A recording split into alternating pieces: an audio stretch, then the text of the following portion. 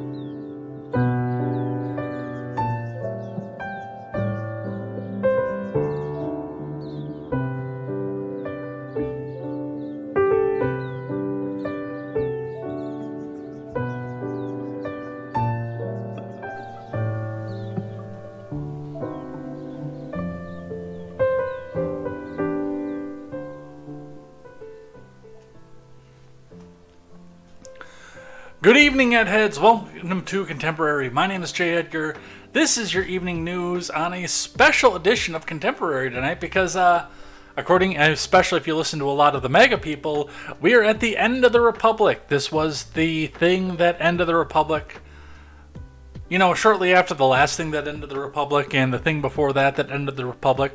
Now, I don't want to make light about this because this actually is a pretty significant event. I said this in the locker upstage.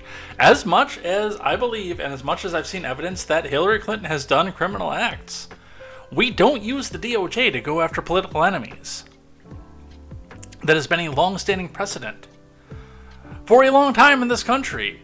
I mean, how do you find a prosecutor working for the current administration who is objective enough to try somebody from the opposite party? How do you find somebody who's objective enough to try a political enemy? And how do you get, especially in such a tight race? I mean, we're not talking Grover Cleveland 1 numbers. We're not talking last term FDR numbers. We're talking leading contender for the presidency. And already still outranking in the polls the current president. Kind of numbers here. We're not talking about somebody who is wildly unpopular right now. We're not talking about HW. So there's a lot to talk about here, and there are people that are saying we've slipped into a banana republic, and I don't think that was what Franklin meant when he said a republic, if you can keep it. So we're going to talk about a bunch of that over here on Contemporary. Plus, if we have time towards the end, the student loan backup plan, Ron DeSantis, poor Mike Pence, who can't catch a break anywhere. A little bit of other stuff at the end, but I think most of the show is going to be focused on what is happening with the Miami federal grand jury and what's happening with the Jack Smith probe and what happens next from that. So Get yourself some friends. We'll have a conversation. Strap yourselves in. Get some food. We'll go over all of the relevant documents. We will go. I've actually got the document itself a little bit further down the stack. So let's talk. Let's talk about what's happening with Indictment 2 Electric. Yeah, I probably can't say that word on YouTube. All right, let's get into it. Before we do, make sure you guys go check out great programming such as The Daily Ignoramus, The Breakdown with Birkenhoff, The R-Rated Conservative, The Porch Boys, Tweets by Brit, Mr. Behavior, The No Gimmicks Podcast, Silent Caster, and Clown World Chronicles with Papa Palpatine. It is we have a slew of news in various different styles and culture as well for people who are just like you, from people who are just like you. That's right, stop getting your news from people who hate you, who wear suits that cost more than your house.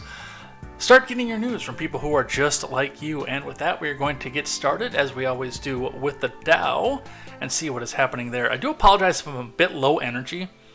Part of it was, I think I over-caffeinated myself, and part of it was, there is a certain level of fear, dread, and wondering what's going to happen when the DOJ starts turning against the other people politically that they don't like. And I had a little bit of bout of insomnia last night, so I went to bed probably about 10, and about 3 o'clock in the morning I was laying awake looking at my ceiling saying, why the hell am I still awake? So, and then I worked all day today too, so if I trip over my words a little bit more, don't worry, I'm not turning into Joe Biden. I actually am completely exhausted right now, so let's get into it, let's get started. And let's look at the Dow. Let's get the live chat up so I can see what you guys are doing on all the platforms. Which, by the way, you guys should be on all the platforms. Am I on all the platforms? Let me go have a look here. Something's not right.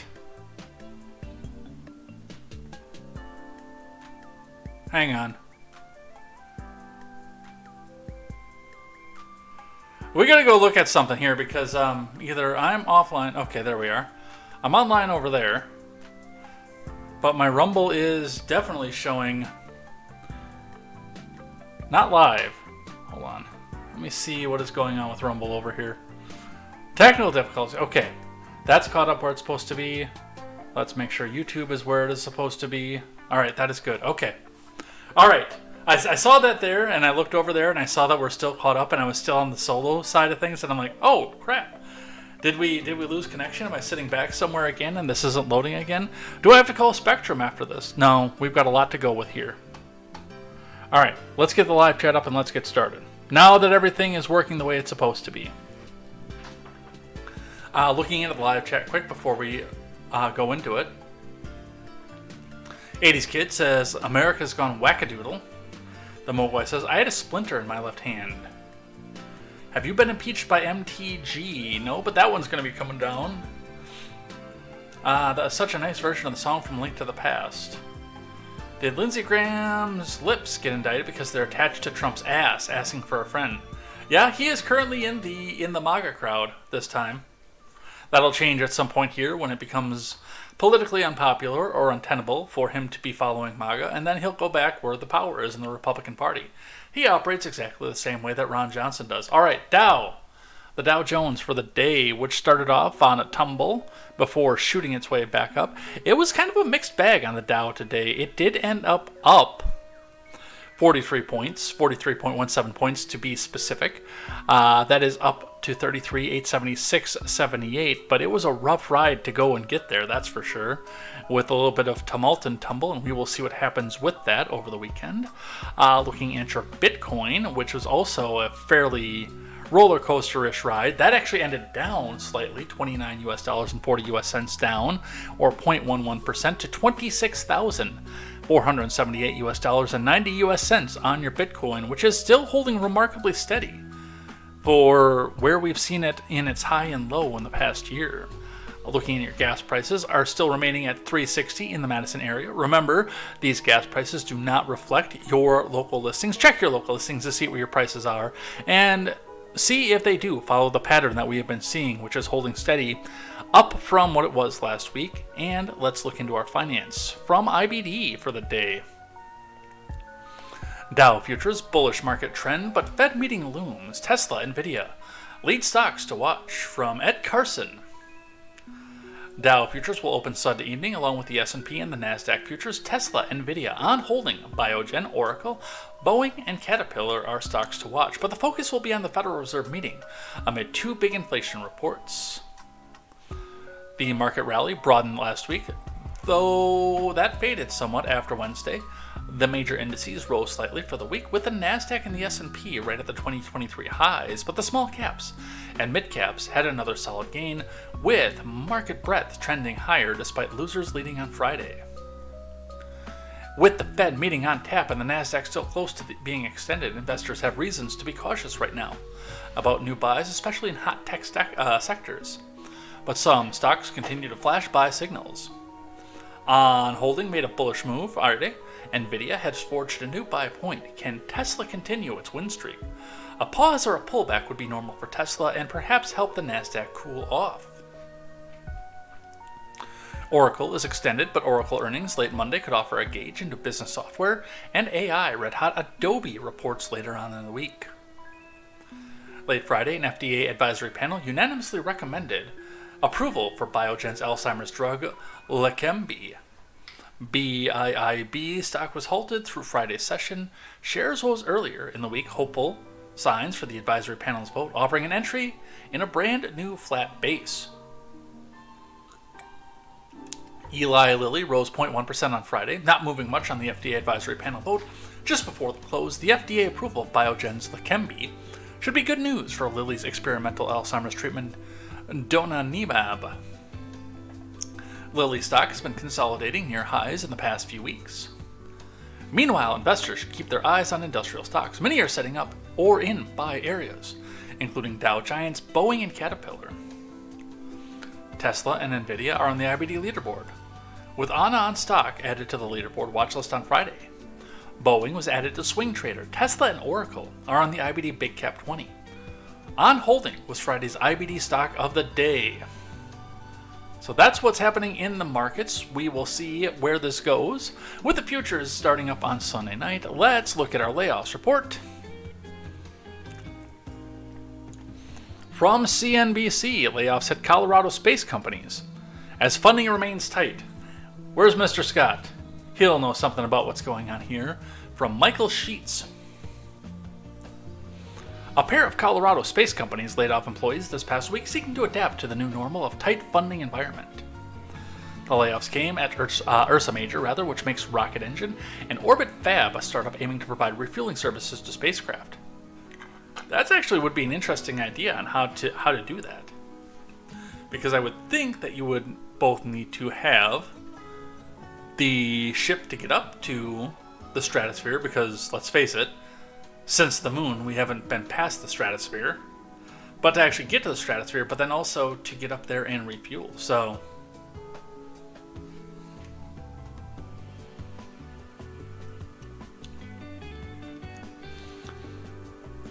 a person familiar with Ursa Major told CNBC the company let go of a quarter of its employees, or about 80 people.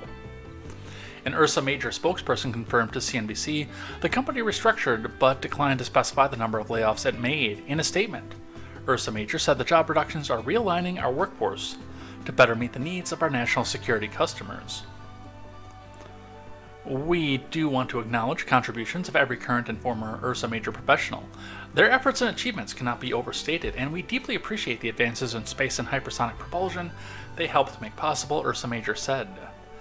In a LinkedIn post, multiple former Ursa Major employees wrote Wednesday that it was a rough day at the company, with the top-notch people let go as part of the major layoff. Orbit Fab's chief commercial officer, Adam Harris, said in a statement to CNBC, 10 people were let go this week, and the company will have about 50 employees after the restructuring. It recently hired a new chief operating officer and plans to bring on a chief engineer and others in the coming months. Do you really need a chief operating officer if you only have like 50 people? Our refined strategy will enable the Orbit Fab to better meet critical and growing demand for in-space refueling infrastructure for commercial and government market and missions, Harris said. So, that is where our layoffs report is. We will see what happens over the weekend. And I've got one more briefly on the economy. And it's an interesting thing because we get the brag that we added 389,000 jobs in the month of May. Best report ever. Look how strong this economy is. And yet, the applications for unemployment is at its highest since October of 2021. So Matt Ott from the AP, reporting to ABC News, the number of Americans applying for unemployment benefits last week rose to its highest level since October 2021, but the labor market remains one of the healthiest parts of the U.S. economy. No, it doesn't. The Labor Department reported Thursday that applications for jobless claims were 261,000 for the week ending in June 3rd, an increase of 28,000 from the previous week's 233,000. 233,000, I'm sorry. Weekly jobless claims are considered representative of U.S. layoffs. The 4-week moving average of claims, which evens out some of the weekly variations, rose by 7,500 to 237,250. Despite last week's sharp increase in filings for unemployment aid, some analysts caution against concluding the layoffs that are picking up across the economy. They noted that the weekly figures are prone to revision and that last week's numbers might have been distorted by the 3-day Memorial Weekend. The latest readings reflects a holiday-shortened week, which ought to raise suspicions that the big move was more noise than signal, said Stephen Stanley, the chief U.S. economist for Santander. I'm eager to see next week's readings before I draw any conclusions. The U.S. economy has added jobs at a furious rate since the pandemic purge of more than 20 million jobs in the spring of 2020. Americans have enjoyed unusual job security, despite the Federal Reserve's aggressive campaign to cool the economy and labor market in its bid to stifle persistent, decades-high inflation, in spite of the fact that we see a 2 to 3 digit, we're down to 2 to 3 digits, layoff every single day in this country that we can report on every single day in this country. For a while, it was 4 figures every single day. So, what they're trying to come back and say is that they're adding so many jobs because the U.S. economy is strong. And that is unfortunately not the case. We're coming to a point where people are seeking out a second job, whether it's because they have a family and they need to make the extra ends meet, because their credit card interest rate is so high and they need to take out a line of credit to buy groceries, or because they do want to get up over the hump and either keep the house or, like in my case, get up and get into a new house. So, this is not necessarily people joining the workforce. You can see that by the fact the unemployment rate is rising. This is people who are either down on the luck, dejected, and I still wonder, because they never use the U6, how many people are falling off the unemployment rolls and what our workforce participation actually looks like. We will see what happens with that. Also, as always, I wonder if the severance package people are counted in the unemployment benefits or not. That's all that we have for the economy today. Let's get to what everybody is here to talk about from the title of the show. And we will start today with the blaze. I'm an innocent man. Trump says he's been indicted, summoned to appear in a federal courthouse next week. From Alex Nitzberg. Former President Trump indicated in a video message that the indictments amount to election interference. So that's the update to it. Let's find the original story below and then we will come back up and see the video. Former President Trump announced that his attorneys have been notified that he's been indicted on federal charges. Trump said in a statement that he's been summoned to appear at a federal courthouse on Tuesday. The corrupt Biden administration has informed me and my attorneys that I have been indicted, seemingly over the boxes hoax, even though Joe Biden has 1,850 boxes at the University of Delaware, additional boxes in Chinatown, D.C. with even more boxes at the University of Pennsylvania, and the documents strewn all over his garage floor where he parks his Corvette, and which is secured by only the garage door in a paper thin and open much of the time, Trump wrote.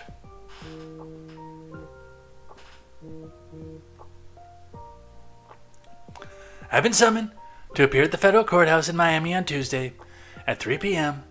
I never thought it possible that such a thing could happen to a former president of the United States who received far more. Honk. Gotta remember it's Trump, so sometimes we gotta go back and censor it back out and honk it back out.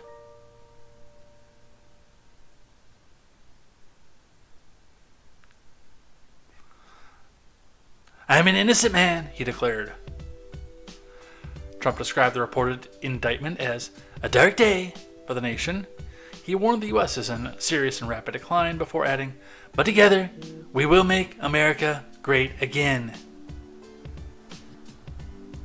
According to the Associated Press, the indictment stems from a probe regarding whether Trump violated the law by having documents marked classified at Mar-a-Lago and whether the former president sought to obstruct the government's efforts to obtain the records. The news comes as the 2024 presidential election cycle is currently underway, with Trump decisively leading the pack of GOP primary candidates. Let's watch the video.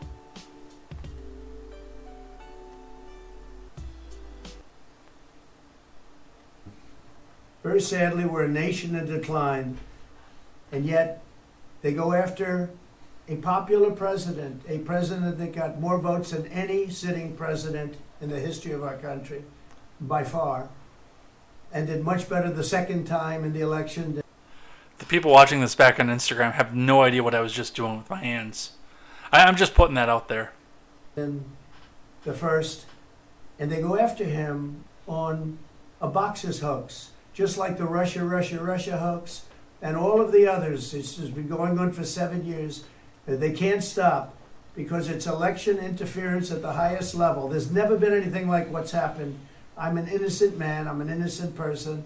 They had the Mueller hoax, the Mueller report, and that came out. No collusion after 2.5 years. That was set up by Hillary Clinton and Democrats. But this is what they do. This is what they do so well. If they would devote their energies to honesty and integrity, it would be a lot better for our country. They could do a lot better. They could do a lot of great things. But when you look at what's happened to our country in the last 3 years, we were energy independent. We had a strong military that wasn't woke. We were doing so well. We were respected all over the world. We got the biggest tax cuts in history, biggest regulation cuts in history. And what do? You have a president where an election was taken, got more votes than any sitting president in history by far, never anything even close. And they come after me because now we're leading in the polls again by a lot, against Biden and against the Republicans by a lot. But we're leading against Biden by a lot, a tremendous amount. And we went up to a level that they figure the way they're going to stop us is by using what's called warfare. And that's what it is. This is warfare for the law. And we can't let it happen. We can't let it happen. Our country is going to hell. And they come after Donald Trump, weaponizing the Justice Department, weaponizing the FBI. We can't let this continue to go on because it's ripping our country to shreds. We have such big problems, and this shouldn't be one of them. It's a hoax. The whole thing is a hoax, just like Russia, just like the fake dossier was a hoax. You saw the Durham report. You saw the Mueller report. It was all a big hoax. You had 2 impeachments, and they lost and we won. And we had tremendous support. But that was a hoax and a scam. And now they're doing it again. It's just a continuation, 7 years, even after I'm out. But it's called election interference. They're trying to destroy a reputation so they can win an election. That's just as bad as doing any of the other things that have been done over the last number of years, and especially during the 2020 election. So I just want to tell you, I'm an innocent man. I did nothing wrong. And we will fight this out just like we've been fighting for 7 years. It would be wonderful if we could devote our full time to making America great again. And that's exactly what we did. But now, again, our country is in decline. We're a failing nation. And this is what they do. I'm an innocent man. We will prove that again. 7 years of proving it. And here we go again. Very unfair. But that's the way it is. I just want to thank everybody. We are doing something very special for our country. We're putting America first. I always put America first. And that's why we were in a position. Unfortunately, that position is no longer valid because they've done such a poor job. But we're in a position where we're going to make America great again. I'm innocent, and we will prove that very, very soundly and hopefully very quickly. Thank you very much. Very, very soundly, very, very quickly. Thank you very much. All right, so hard to believe this is a person who gets up and talks for hours at a time and actually makes points. When he gets up and makes an hour speech at a rally. And I've been at one of the rallies when he makes an hour speech like that. And then he gets up here in front of the, I'm guessing probably the Twitter camera or the Truth Social camera, and just completely talks in circles. I'm innocent. The nation's in decline. I'm leading in the polls. And they're coming after me because I'm innocent, and the nation is in decline, and I'm leading in the polls. That was honestly a little bit hard to listen to. I'm not going to lie.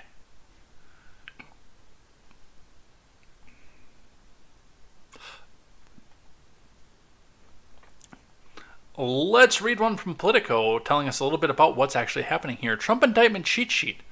What to know about the classified documents case. From Josh Gerstein and Kyle Cheney. Donald Trump has been indicted again. That's right. Indictment number 2, electric. Yeah, I probably still can't say that word on YouTube. This time in connection with his handling of classified documents after he left the White House. The case stems from the former president's alleged retention of sensitive national security documents at his residence in Florida and his alleged efforts to impede the authorities' attempts to retrieve them. This precise charge is not yet public. Well, it is at this point.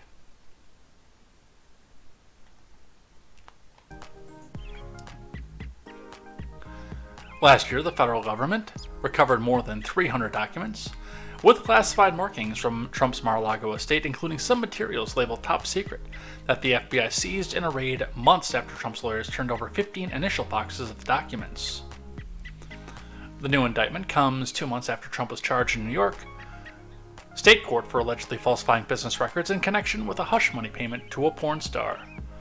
But the federal indictment of the classified documents probe will differ in many respects from Trump's New York charges and may carry far more severe legal risks to the former president. What we know so far in the coming days. What crime is Trump being charged with? The indictment has been unsealed, but they had some of the things leaked last night. A provision of the Espionage Act that prohibits retention of classified documents, which, by the way, carries a death penalty sentence. And I do start to wonder if they're going to JFK this guy. A statute that prohibits the obstruction of an official proceeding, process crime. A statute that prohibits falsifying and destroying records pertinent to a federal investigation. Second count of obstruction, process crime. And statutes prohibiting false statements on conspiracy, process crime. So, and I am curious because I did a cursory look over the indictment. I'm probably going to read this a little bit more in depth over the weekend as to where this goes with the Espionage Act charge, because that seems to be the only thing that is actually frontline the actual crime, and the rest of it is commission in the act of investigating the initial crime. Remember, Nixon did not get hit for spying on his political enemies. Nixon did not get hit for breaking and entering into the DNC building. Nixon got popped for obstruction of justice, obstruction of investigation. That's what he was being impeached for. Clinton, it wasn't doing something highly inappropriate with a staff member in a public office. It was for perjuring himself over doing something highly proper in a public office. Process crimes on both of the major impeachments proceeding. The The statute suggests that prosecutors are bringing charges that both arise from Trump's handling of the classified documents themselves and from conduct that may have obstructed the government's attempt to retrieve the documents or impeded the government's investigation. So again, process crime. Where is Trump being charged? Trump said on social media that he's been ordered to report to federal courthouse in Miami next Tuesday. Miami is part of the federal district that includes Palm Beach, where Mar-a-Lago is located. It is possible that Trump could face further charges in D.C., where the documents investigation led by Special Counsel Smith has been based, and where a grand jury heard from numerous witnesses and gathered evidence in the probe. Who at the Justice Department approved the Trump indictment? Garland appointed Smith last November to oversee the classified documents investigation, as well as a separate probe into Trump's attempts to derail the transfer of power after the 2020 election. DOJ special counsel regulations declare Smith should not be subject to the day-to-day supervision of any official of the department. However, under the rules, Smith had to advise Garland in advance about any major action, and the Attorney General can veto any action he deems so inappropriate or unwarranted under the established departmental practices that it should not be pursued. Yeah, like Garland is actually going to do that.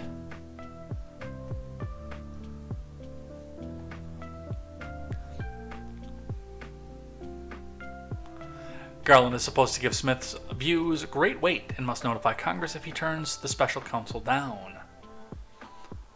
Will Trump be arrested? When he was indicted in New York in the hush money case, Trump made an extraordinary trip to Manhattan courthouse to turn himself into authorities for booking as a criminal defendant.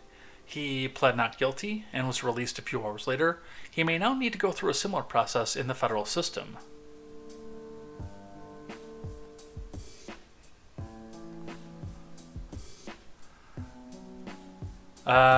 Moga says Indictment 2 is known as Doki Doki Panic in Japan.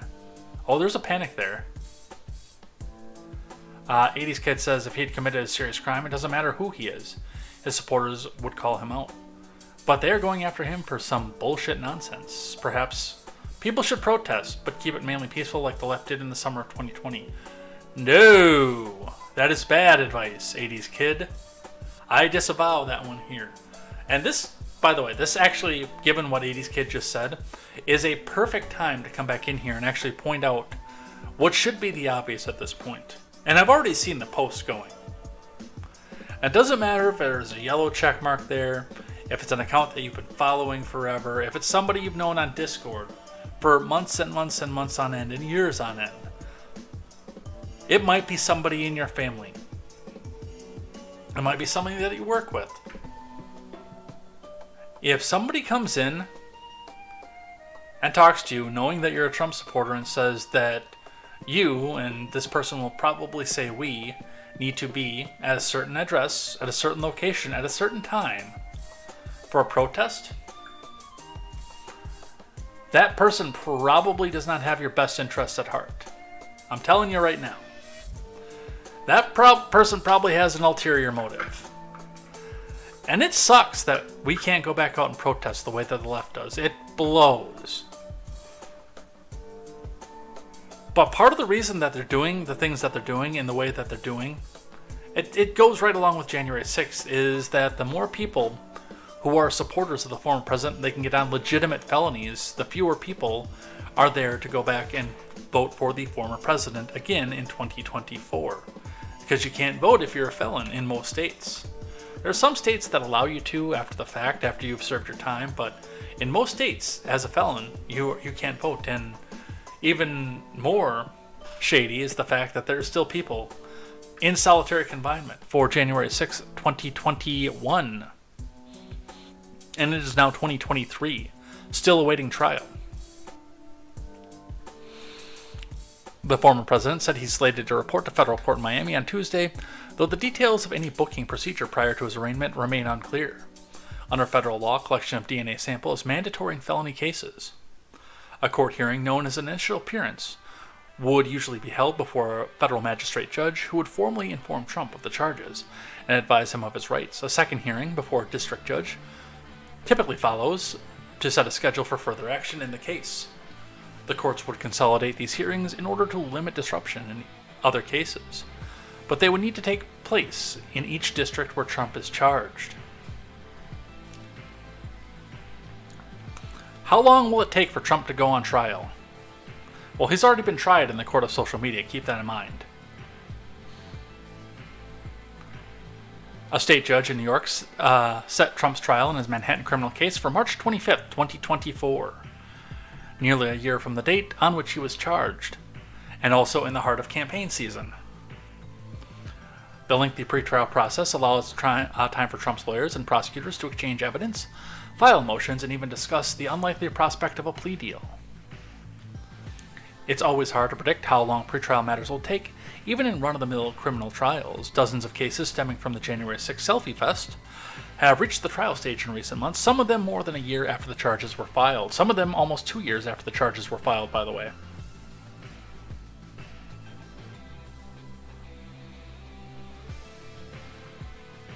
Trump historically has sought to drag out litigation, and he'd have many tools in his arsenal to do so here. From seeking to change the venue to fighting to dismiss the case altogether. This is the important one, by the way. Because it's going to be interesting how the judge is selected, because the president, this is a federal case, so this is done in front of a federal judge. The president appoints federal judges, and so do his rivals. And this, again, goes down to the point. Number one, the prosecution, the DOJ, but also the judge. Where do you find a judge that's objective enough to do this? If it comes from an Obama-appointed judge, or even, God forbid, a Biden-appointed judge, which they might do, the MAGA crowd cries foul, and they've got a good reason to do so. And if it comes from a Trump-appointed judge, then the progressive camp cries foul. This is completely uncharted territory, too, by the way.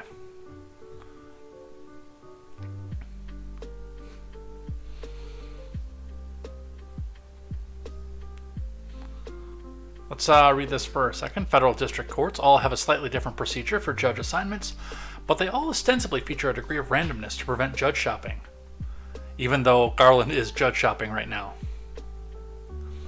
At the U.S. District Court for the District of Columbia, cases are assigned by chance to one of about 20 full-time judges, as well as a handful of judges who are on the senior status and handle a lighter caseload. The court's bench primarily consists of Democratic appointees, but 4 of the judges were picked by Trump himself: Trevor McFadden, Tim Kelly, Carl Nichols, and Dabney Friedrich.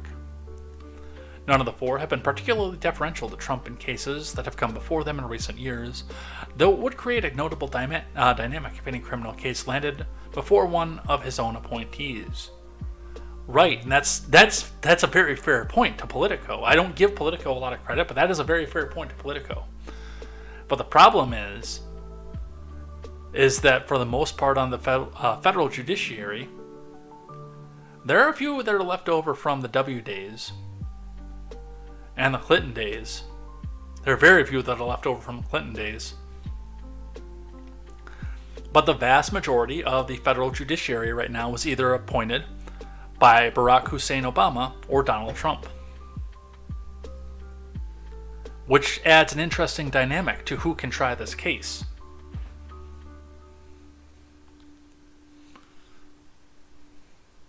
In Florida, the situation is more complex because the Southern District of Florida, the venue where Trump says he's been ordered to report to, is split into 5 geographic divisions, and the division where the case is filed affects the eligible judges.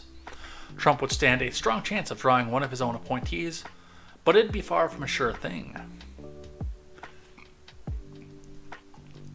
Could Trump go to prison if convicted? Probably not, actually. Politico says yes. I am actually going to go on a limb and say no. There are a lot of arrangements that need to be made in order to put him into a cell, especially given the fact that constitutionally, he has Secret Service protection for the rest of his life. It would be more likely, in any case, full-on conviction or not, that he would have permanent house arrest for the rest of his life. That would be the most likely scenario. Convictions for violating the Espionage Act almost always lead to prison time. Likewise, for obstruction of justice, if Trump were convicted only of a false statement charge, he might have a better chance to avoid prison. Can he continue to run for president? Sure, and he's already been indicted in New York, and that hasn't stopped him from running. Although the scheduled March 2024 trial in that case could prove to be a real headache for his campaign, a judge overseeing the Trump case, whether in the state or federal system, probably would allow him to continue to travel as he awaits trial. Although how any trial would play out during that campaign season is uncharted territory. That's right, because we've never done this before. We've never used the DOJ against a political rival.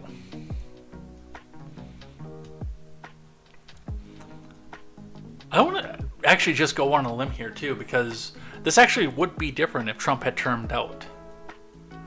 Like if they'd have let him have his second term, and then he couldn't run again. So he's out there, he's private citizen Trump, and they go find all the documents and they do this. No, that's the interesting part of it, is because they wouldn't be doing any of this. Because none of this has anything to do, as far as I can tell, with him actually having sold or done classified documents.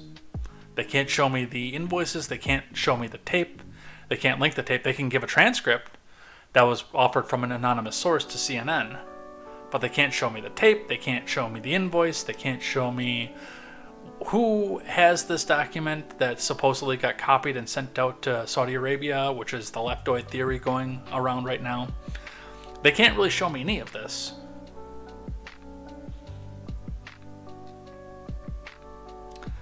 But I can tell you right off the bat, I don't think that they would be doing this if he couldn't run for president again.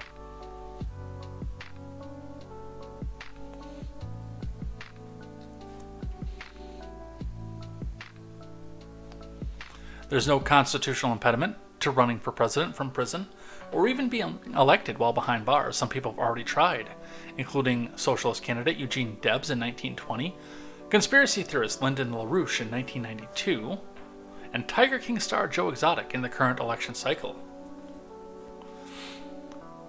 What's the role of the grand jury in blessing the charges against Trump? The Constitution requires that the federal felony charges be approved by a grand jury, which the federal system consists of between 16 and 23 people. At least 16 must be present to hear evidence and vote on an indictment. At least 12 must vote in favor of indictment in order for felony charges to go forward. Prosecutors usually have significant sway in the process, and federal grand juries rarely turn down requests to approve charges. And the last one, which, by the way, our friends to the left are desperate for, and this actually, because this is federal, probably won't happen. This is going to be just like the Ghislaine Maxwell trial. Will any hearings or trial for Trump be televised? Almost certainly not. I'm actually going to go a touch further on this and say 99.999999999999999% yes. You thought it was going to go the other way, didn't you? Federal court rules don't allow photography or video broadcasting of criminal cases. It's possible. Audio of some hearings might be available via phone, but the legal authority to allow that sort of remote public access is unclear now that the coronavirus public health emergency has ended. I am almost positive this is going to be televised, because this is a show trial. And again, even if he gets off on this, the point of this is to drag him out through here, just like with the January 6th Selfie Fest probe that we had coming through Congress, to get out there and give a selectively curated amount of evidence and videos and prepared statements and scripted statements out to the American people so they can hear them going into an election.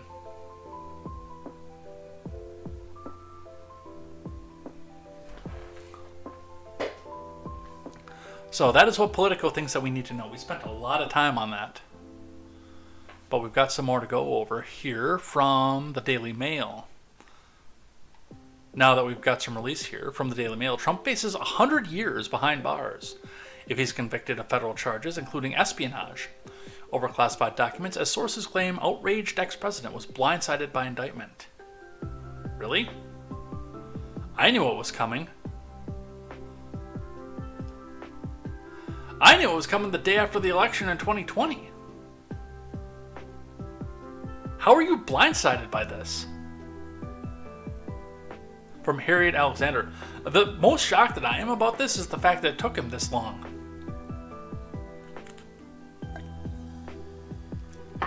Trump could face 100 years behind bars if he's convicted of all 7 charges related to mishandling of classified information, according to a report. The 76-year-old on Thursday said that he had been told he was being indicted in relation to espionage, the first time in U.S. history that a former president has faced federal charges.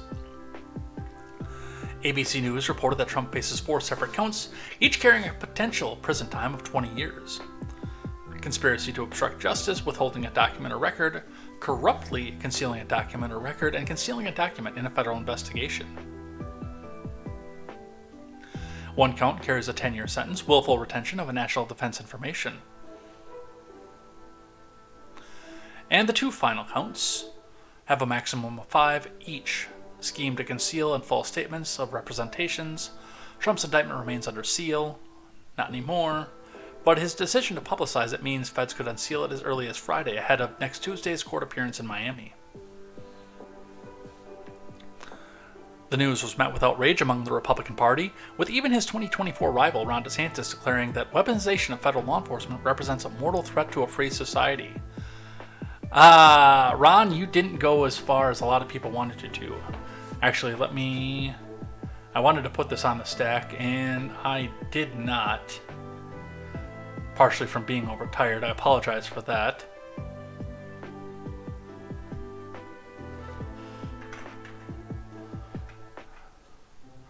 Ron DeSantis, there we go.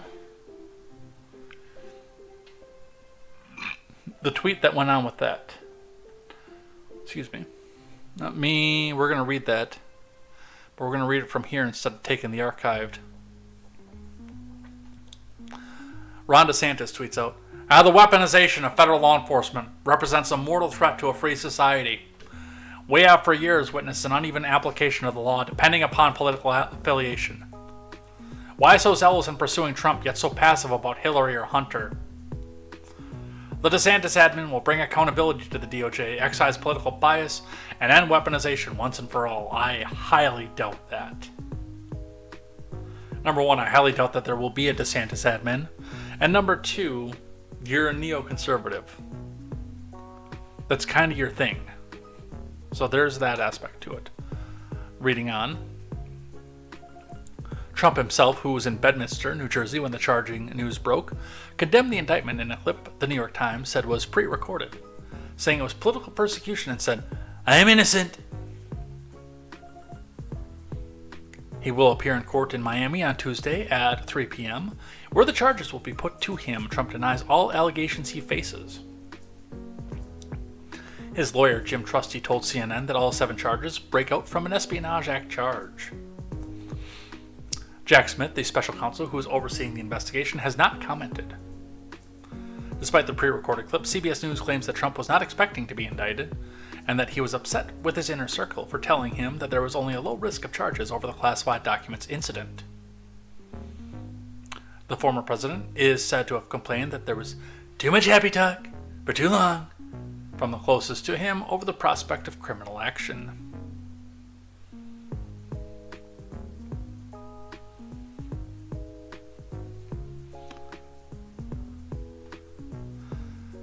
And some more research articles almost here. From ABC News, what does indictment mean? With Donald Trump facing federal and state charges. From Ivan Pereira.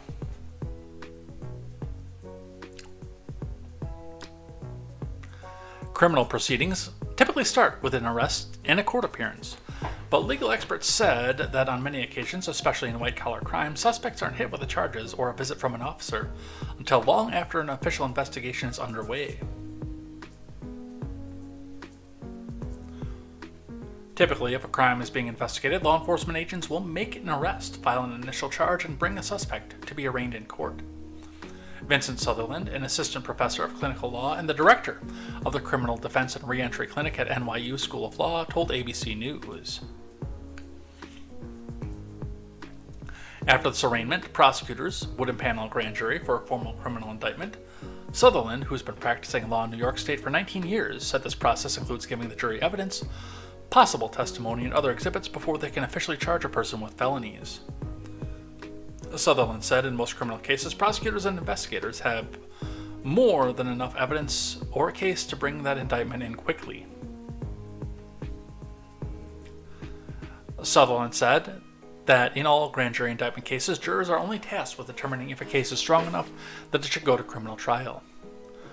The burden of proof is incredibly low, he said. Yeah, we learned that with the Alvin Bragg case too, actually.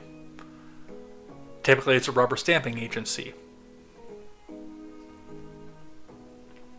This is not like in a criminal trial where something needs to be proven beyond a reasonable doubt. One major difference between a grand jury and a trial jury in many states and in federal cases is how a decision is decided. Grand jurors only need a simple majority vote to indict a suspect, whereas a trial jury must come to a unanimous decision for a verdict. Grand juries tend to take their obligations quite seriously, he said. Sutherland said indictments are never indications that a suspect or defendants are guilty, and a trial jury must still weigh charges.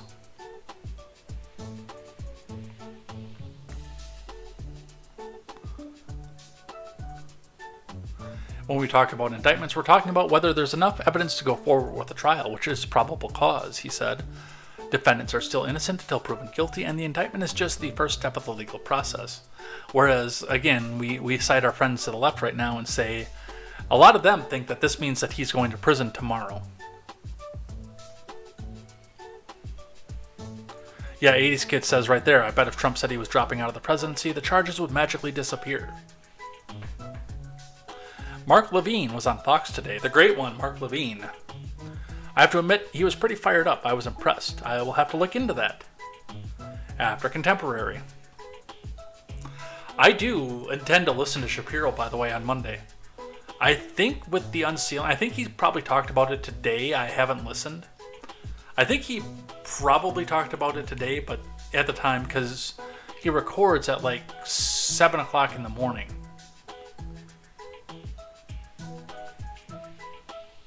Which is 6 o'clock local time. And we still had hours before the indictment was unsealed at that point. I have the indictment now, but I'm not a Harvard-educated lawyer. Why prosecutors may take longer for an indictment. However, Sutherland noted that prosecutors can start with the criminal indictment process, especially if their case needs more evidence to press those charges.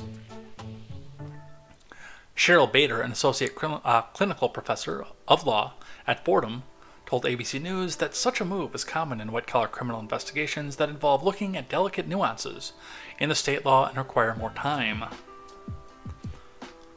Bader said the investigations into prominent figures also prompt prosecutors' offices to make their case to the grand jury in the most meticulous and thorough way possible. In an investigation like this, the prosecutor isn't in a rush and wants to put their ducks in a row. They want the evidence to be fully organized before they go to trial, Bader told ABC News. So, that's what this means. Here's some of the reaction. And an article from The Blaze, and then one from The Wire. The Blaze, we don't have a republic anymore. Republicans react to Trump's indictment. Suggests it's an attempt to preemptively steal the 2024 election, which I'm going to preemptively say is going to be the freest and fairest election in history. Nothing bad is going to happen when Biden retakes the presidency. Honk honk. Wink wink, nudge nudge. From Joe McKinnon. Former President Trump revealed Thursday he'd been indicted on 7 counts in connection with his handling of allegedly classified documents. His attorney, Jim Trusty, called the charges, which reportedly includes false statements, conspiracy to obstruct, and a charge under the Espionage Act, ludicrous. Republicans, legal experts, and other keen observers reckon that this development is an attempt by the Biden admin and those subject to its influence to sap the Democrat president's top political challenger ahead of the 2024 election. After all, Biden, no stranger to accusations of mishandling classified documents, could use the help. Recent Harvard, Harris, and Marquette polls indicate Trump has a 5 to 7 point advantage over the 80-year-old Democrat, who appears to have trouble keeping his footing in both approval ratings and on stage. Let's check the polls right now in the aggregate. From Real Clear Politics.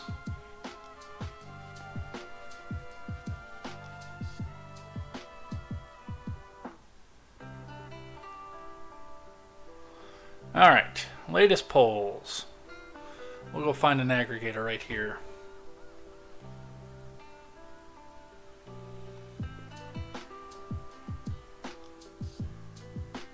Well, Trump is way up, 41 to 25.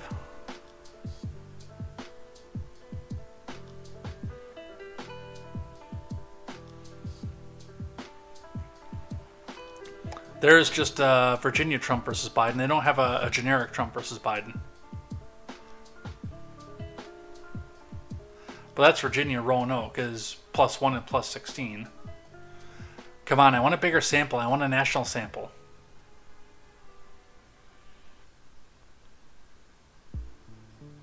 I don't know if we've got a national sample right now. I think my mouse just quit though. On-air production. Stand by. I don't plug it in at the same time I plug in my keyboard, and I don't know why. Ah, it's back on. Imagine that. Thank God for rechargeable batteries. General election, economist YouGov. But now we actually have an RCP aggregate that we can work from. It's a little bit more even than I thought it was going to be on the aggregate. And all the polls here are registered voters, so it's a little bit more than what we were. It's more accurate than just when they have just adults and likely voters. I mean, Biden has... They're about even in the number of polls that have him ahead, but with the ones that have Trump ahead, it's in wilder swings, which is what holds Trump up the 1.8 on the aggregate. But it's going to be an interesting race no matter what.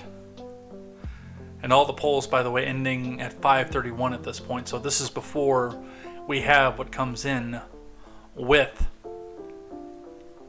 the indictment, which I think is going to push Trump up a little bit more, honestly.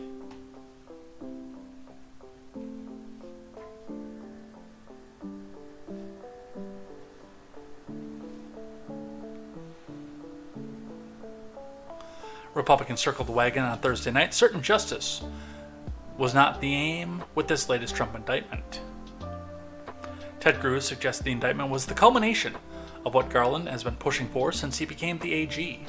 The weaponization of our Department of Justice against the enemies of the Biden admin will do enormous damage to the rule of law and have a lasting impact. Ted Cruz, Cancun Ted, told Fox Business on Thursday that AG Garland has corrupted the machinery of the government. He's the most partisan AG in our nation's history. While in competition with Trump for the Republican nomination, Ron DeSantis condemned the indictment, writing, "The weaponization of federal law enforcement represents a mortal threat to a free society. We have for years witnessed an uneven application of the law, depending upon political affiliation. Why so zealous in pursuing Trump, yet so passive about Hillary or Hunter?" J.D. Vance of Ohio tweeted, "The former president will be indicted for mishandling his own government's classified info. Yet everyone agrees the president has the authority to classify anything. This is a moral and constitutional joke. Merrick Garland has disgraced this country." Biden's attacking his most likely 2024 opponent. He's using the justice system to preemptively steal the 2024 election. This is what's happening, plain and simple. Josh Hawley concurred, stressing that if the Biden DOJ was indeed trying to clear the political field for Biden with his indictment, the country was in serious trouble.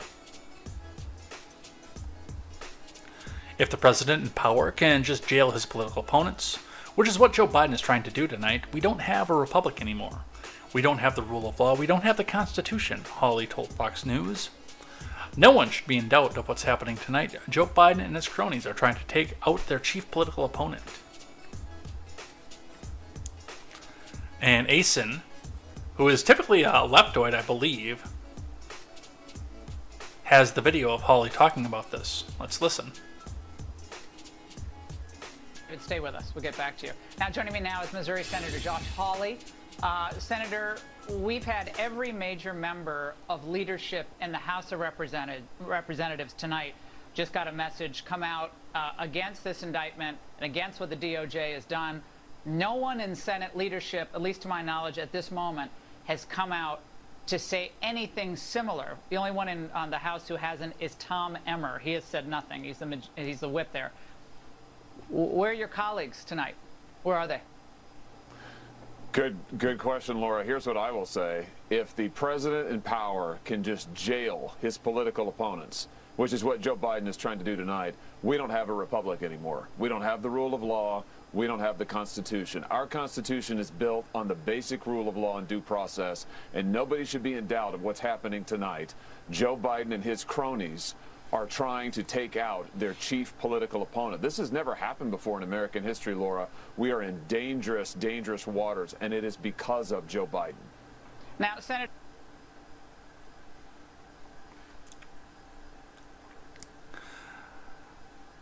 Kevin McCarthy said Trump's indictment marks a dark day for the U.S. It's unconscionable for a president to indict the leading candidate opposing him. Biden kept classified documents for decades. I and every American who believes in the rule of law stand with President Trump against the grave injustice, wrote McCarthy. House Republicans will hold this brazen weaponization of power accountable. Byron Donalds noted the curious timing of the indictment. On the day members of Congress learned from an FBI document linking then VP Joe Biden to receiving $5 million from Burisma in a pay-for-play scheme, Biden's DOJ announces another phony indictment of the leading candidate for the GOP presidential nomination, Biden's likely opponent and the former president. Donalds added, this mob-like justice system is turning Lady Justice on its head and is the most significant threat to our democracy. We don't say our democracy, Byron Donalds, because our friends to the left say our democracy, and it's actually code for our hegemony. The timing is curious, by the way. Yes, as Byron Donalds pointed out. The timing brings a lot of heat off a lot of things right now. What should we be talking about at this point? DeSantis, Republicans getting along in the face of their political infighting, and the fact that we are incoming to a recession that because of the way that the votes fell when it came down to the debt ceiling act, because of all those things and the fact that when the recession comes in, Democrats and the Republicans that none of the MAGA people like will all be the ones holding the bag. The fact that the student loan payments are about to come due. And yes, the fact that we just found out that there actually is some merit to the perfectly legal and perfectly fine phone call.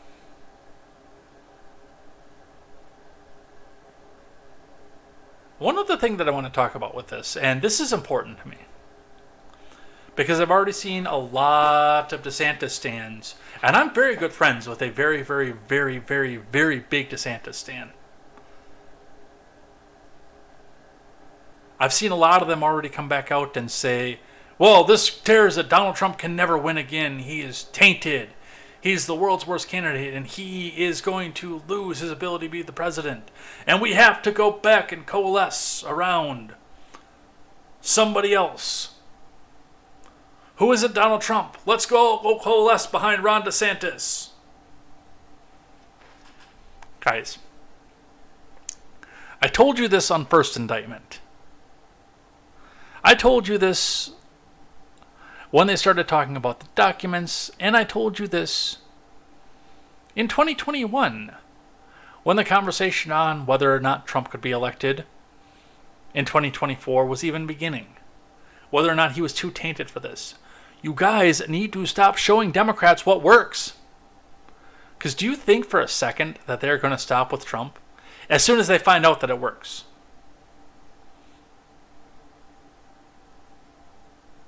And this is the important part. As soon as they find out that an indictment or 2 indictments or an impeachment or 2 impeachments will cause you to turn your back on your candidate.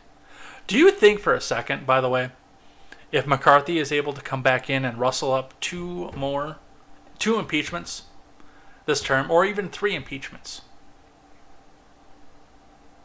Let me just put a for instance off there. We'll use impeachments to begin with, because that was where the entire conversation started. Kevin McCarthy doing Kevin McCarthy things finds a way to rustle up 3 impeachments against Joe Biden in the next 18 months, give or take. 17 months, I'm sorry. In the next 17 months, they find 3 impeachments against Joe Biden.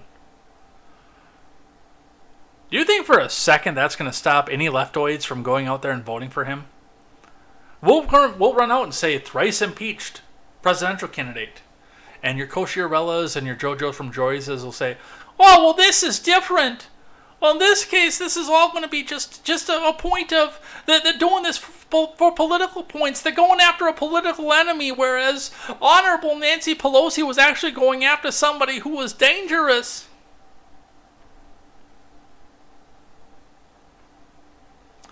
Do you think that's going to change their resolve? No. They're not going to sit there and turn their asses towards you and show you what works on getting rid of political candidates that you don't like.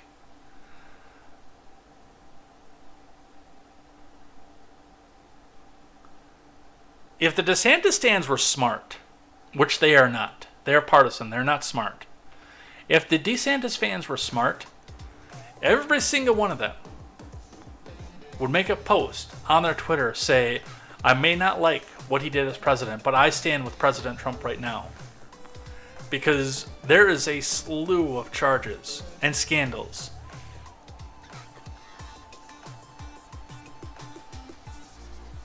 and any number of other things waiting for Ron DeSantis if he actually manages to eke his way into the presidency.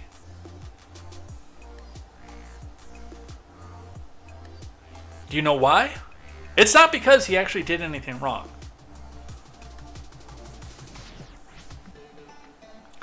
I will cede to you that my problem with DeSantis is policy. It's not any of the culture war things. It's not any of the things that he did in his past. It's not the fact that he's divorced or anything else.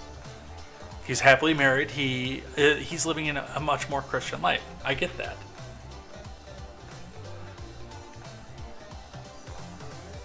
But what are you going to do when they find and they cook up something? These are Soviets. These are communists that are running from the progressive side of the Democrat Party. Bring me the man and I will find you the crime.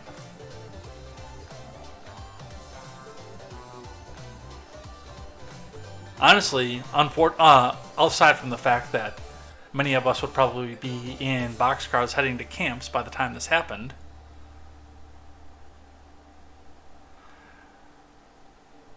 but I would almost like to see them turn around and put something in against DeSantis so these DeSantis stands can see the fact that they're not going to stop with Trump. They did it with Bush. They did it with HW. They did it with Nixon. And they actually goddamn near got him into a jail cell then, too.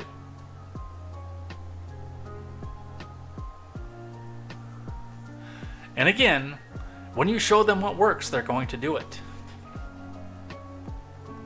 I wish these people would see this. That is my biggest wish, is that these people would see what it means when they show their ass to these people. Sorry, rant over.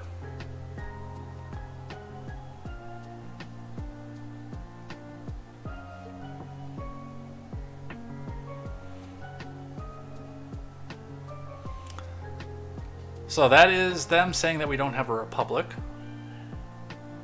Also, coming from the Daily Wire, he'll enable extremists. Merrick Garland's weaponization of DOJ predicted long before Trump's indictment, with the attacks on parents from Hank Berrien. Yeah, and it's coming for the rest of us too. your Jersey My Wife's Son Reliance, and again your JoJo from Joy's, and Kosherella, and Parnas, and Tedrick, even though he blocked me, are all coming out and saying, well, if you don't want the DOJ to go after you, then don't break the law. Ha ha ha ha! Thin blue liners. It's not that simple. Like I said, bring me the man and I will find you the crime.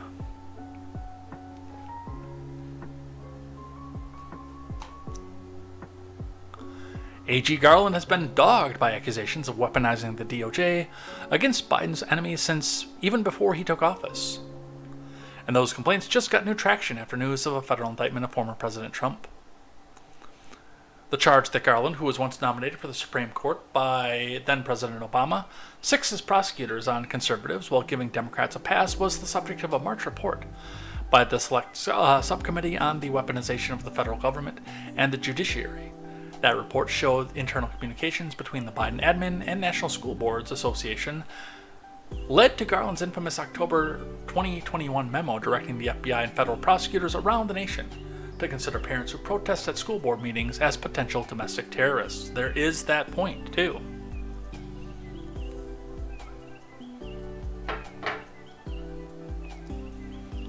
A.G. Garland is weaponizing the DOJ, using the FBI to pursue concerned parents and silence them through intimidation. Florida will defend the free speech rights of its citizens and will not allow federal agents to squelch dissent, Ron DeSantis tweeted.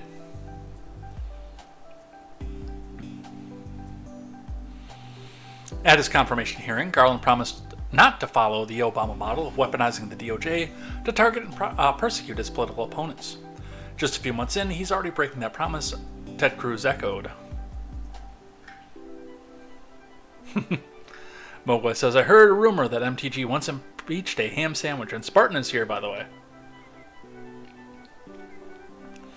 80s Kid says, Levine was on fire for a solid 5 minutes, and he called the DOJ bandits. I totally loved it.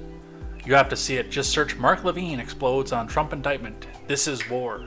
I didn't plan on that either, but I kind of just went on a rant too. I went on, how long did I go on that, by the way? That was probably a good solid 5 minutes. More questions about Garland's commitment to fair enforcement of the law. There's no question he has no intent to fairly enforce the law. Have arisen around the DOJ's prior treatment of Trump, its apparent refusal to prosecute Hunter for numerous alleged crimes, documented in his abandoned laptop, and its kid glove handling of President Biden's own classified document scandal. After the August 2022 raid on Trump's home in Mar-a-Lago, former Missouri AG and current U.S. Senator Eric Schmidt blasted the nation's top lawman. The weaponization of Biden's DOJ against political enemies is unprecedented. DOJ targeting Trump, DOJ targeting parents, DOJ targeting gun owners, DOJ ignoring illegal intimidation against justices. There's that aspect of it too, by the way. DOJ ignoring Hunter Biden's 87,000 new IRS agents coming. I'm sorry, DOJ ignoring Hunter Biden, and because he didn't punctuate anything when he tweeted, he had actually page broke it, according to the tweet. DOJ ignoring Hunter Biden, 87,000 new IRS agents coming.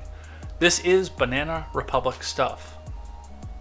Wasn't there a clothing line called Banana Republic at one point?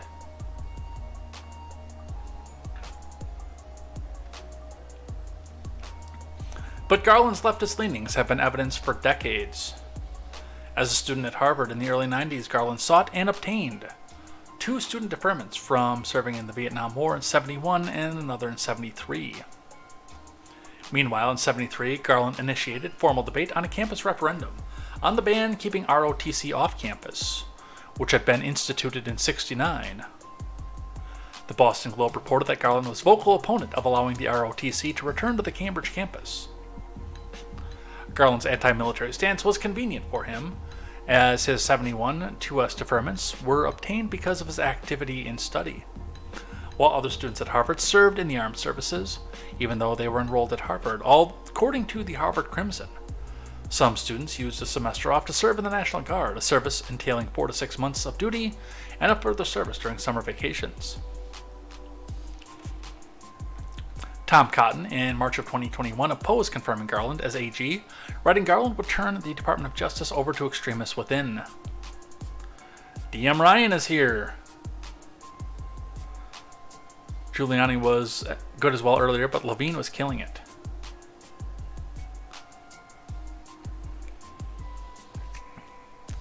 So that is what we see for that. I'm going to skip these two here because we covered everything that was in them before. And now we're actually going to get, like, everything up to this point we've been talking about. The indictment is sealed, the indictment is sealed, the indictment is sealed. This is just us catching up from last night's news. Now the stuff that happened today, about 3 hours before we went live, so about 3 o'clock Central Time today. The indictment is unsealed.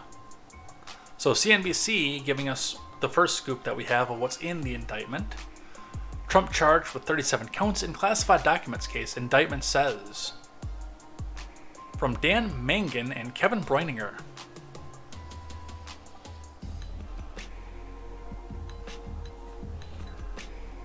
'80s Kid says, DM Ryan, I can see you in the chat, but I can't see anyone else. It's at my end. It's either my Google or my YouTube. It is neither, '80s Kid. It is your country, actually.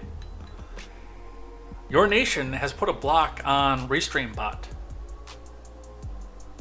We figured that out with another one of my friends. So you can see, yes, everything that's coming directly from the YouTube, but the UK has blocked the RestreamBot from letting you see what's on DLive and what's on Twitch. I could point that out because I know that Mogwai actually addressed you earlier. At 1847, Mogwai says, '80s Kid, remember Trump once said he could shoot someone in the street and his followers would still vote for him. I honestly think that's true.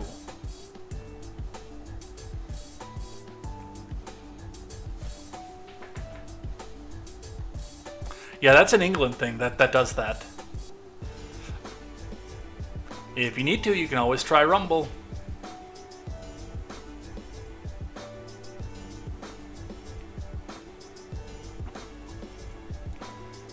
A 37-count criminal indictment against Trump was unsealed on Friday, revealing allegations the former president willfully retained hundreds of classified documents and conspired to prevent their return to the U.S. officials.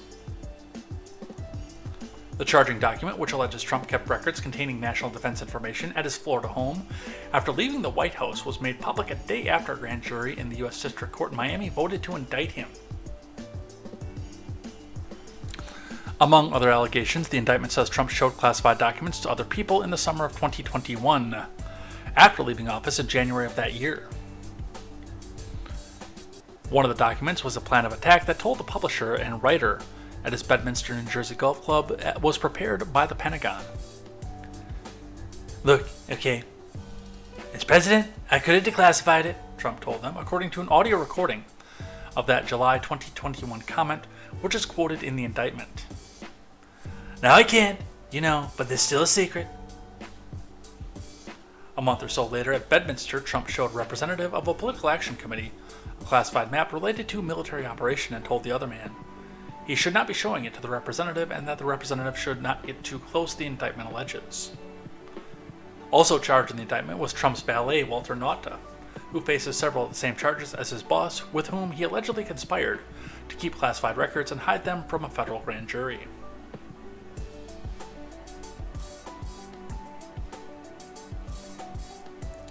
The indictment said that Trump was personally involved in packing up boxes of documents as he prepared to vacate the White House to his home and his Mar-a-Lago club in Palm Beach, Florida.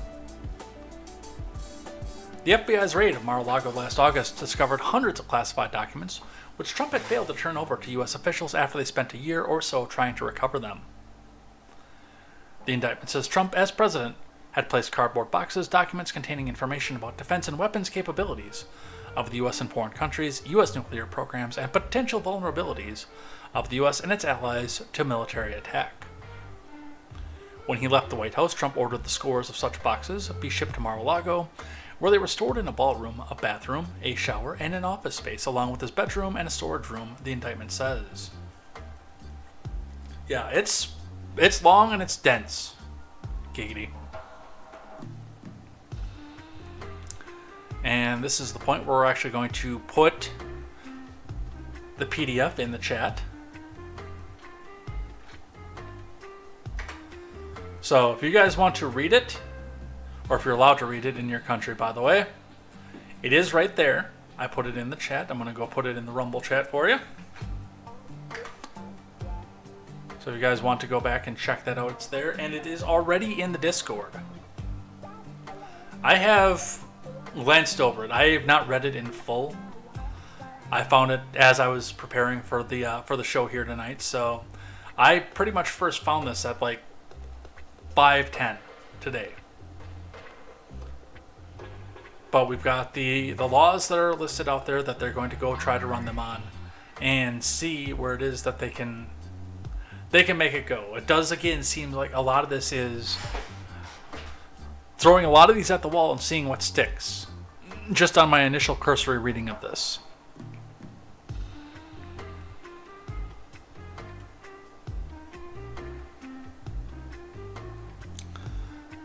So, and I do encourage you to sit down and read this. It's only 49 pages. I will be reading it in more depth, probably not tonight, because I slept like 3 hours last night and I feel like garbage. I'm probably not even going to have fish fry tonight, I'm not going to lie.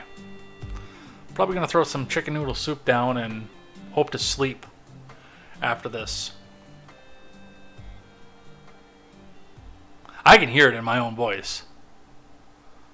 Some heavy redaction going on here as well. So, one of the things that's bothered me about this whole thing, because the AP is saying Trump stored and showed off and refused to return classified documents, Indictment says, and they keep saying that they have him on audio recording. Here's a transcript of the audio recording. Number one, if this is true, everything you've said in the transcript so far indicates that there's nothing classified, particularly in the transcript itself. But number two, why was there an audio recording going on at that particular moment? That's bothered me since I started looking at this. Like, is this an informant that was wearing a wire? Are they actually spying on the former president? What was recording? What was doing the recording? Where was it? Did the former president know that it was there? I mean, we're coming from an admin who used to work for another admin that had no problem spying on its political enemies. Is that where this is coming from? Because without a search warrant, that's fruit of the poison tree. It's inadmissible. If it even exists, that's the other end of that. Is that, does this even exist? The Daily Wire, talking a bit more about this here. But nothing legalese in this yet, so I'm, again, kind of waiting for Benny Boy to come back out and get through all this and try to break it down in layman's terms, and hopefully doesn't put too much of a spin on it.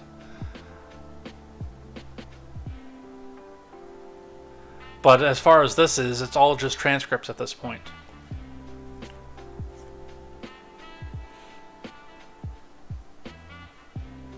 Is Florida a two-party consent state? Because that's the other question I have.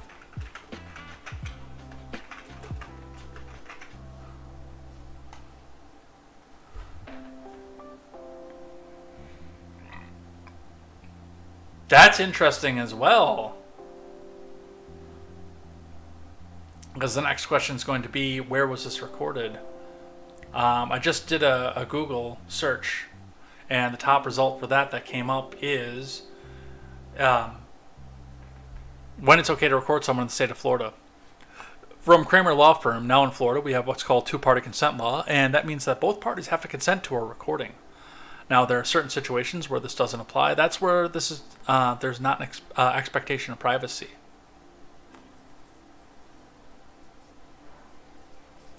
So let's say you walk into a bank. Well, if you walk into a bank and you go up to the teller, you know there's a pretty good chance you're being recorded. You might even see the camera up on the ceiling. Or maybe you're at a casino playing blackjack. We all know about the eye in the sky up there. So you know you're being recorded. That's the type of scenario where you don't have an expectation of privacy. Where you might have an expectation of privacy is, say, in your bathroom. You don't expect your neighbors drilled a hole into the wall and you're being recorded. Well, this is for video, by the way. There are whole separate things that go along with audio recording. I know I actually tried to record some of the campaign calls coming from my phone, but a lot of them were originating from Illinois, which is two-party consent. Wisconsin is not two-party consent, but given the fact that the caller originating in Illinois was in a two-party consent state, meant that I couldn't come back and screw with them and record it.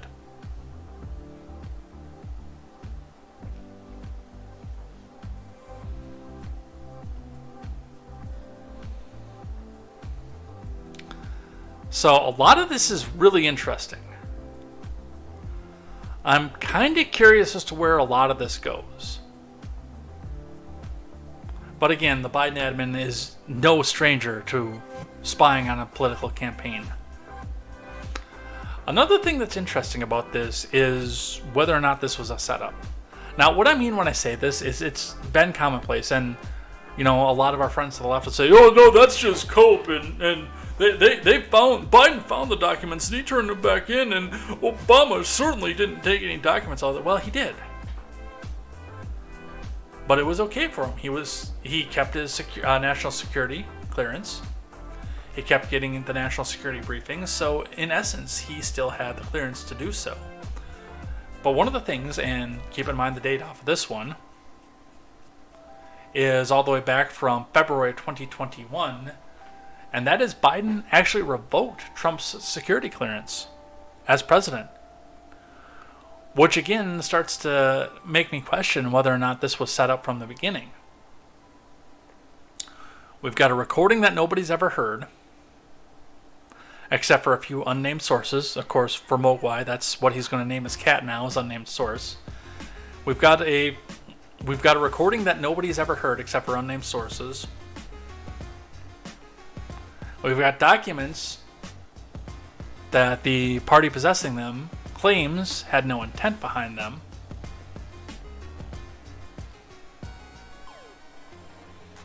And we've got a person who had full security clearance and the ability to declassify up until the second week of the Biden presidency.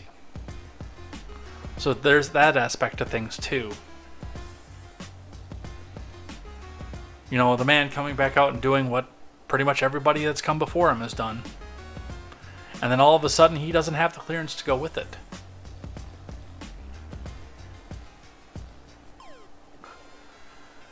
'80s Kid says, I have Rumble. I could go there and get foul.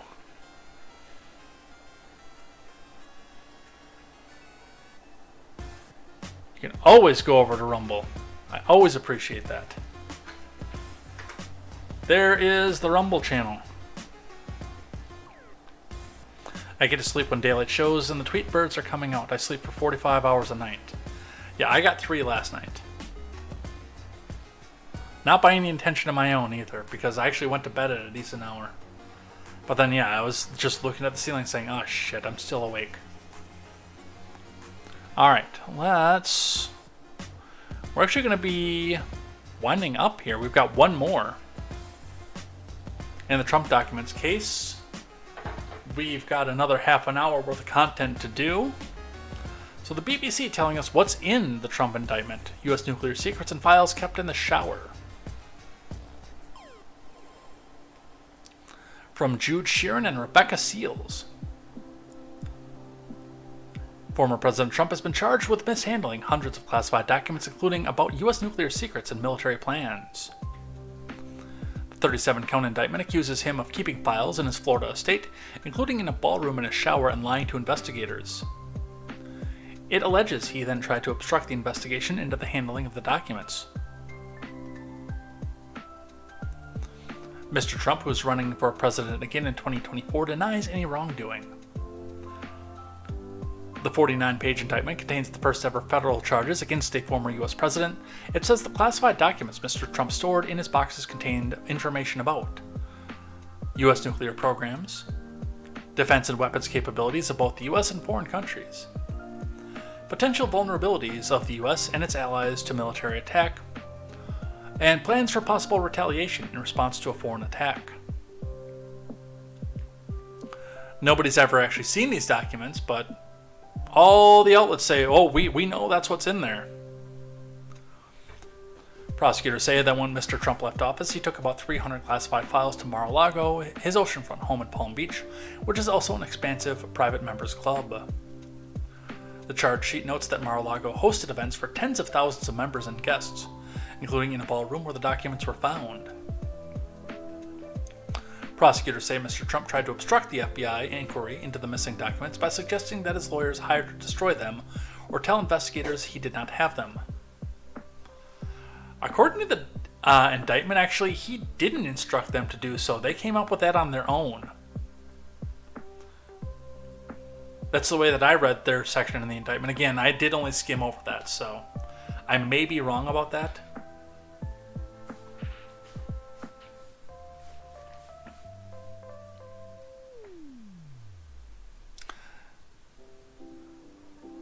Wouldn't it be better if we just told them we didn't have anything here? Mr. Trump said to one of his attorneys, according to the indictment. I'm going to check the indictment again, but I'm pretty sure that was one attorney to another. Mr. Trump's first court appearance in the case will be in Miami on Tuesday, the eve of his 77th birthday. Mar-a-Lago was not an authorized location for the classified documents to be kept or discussed, the indictment said.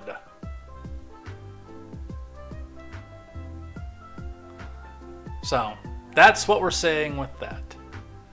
And that's the indictment. Indictment 2, Electric Boogaloo. Oops. Maybe I shouldn't have said that on YouTube. Whoops. Hopefully I'm a small enough channel that nobody caught that. And I should probably stop bringing attention to it. But we've got a few more things to go over here before the night ends out here. Let's talk about student loan debt. Reading from the Washington Post, where democracy goes to die in darkness. Liberal lawmakers urge White House to prepare backup plan on student debt. From Jeff Stein. A handful of liberal lawmakers are urging the Biden admin to prepare an alternative plan to cancel student debt, as the Supreme Court could soon strike down the White House's program for forgiving debts of tens of millions of American borrowers. Representative Ro Khanna, who is not related to Ro Lauren, by the way, or Ro Laren, rather,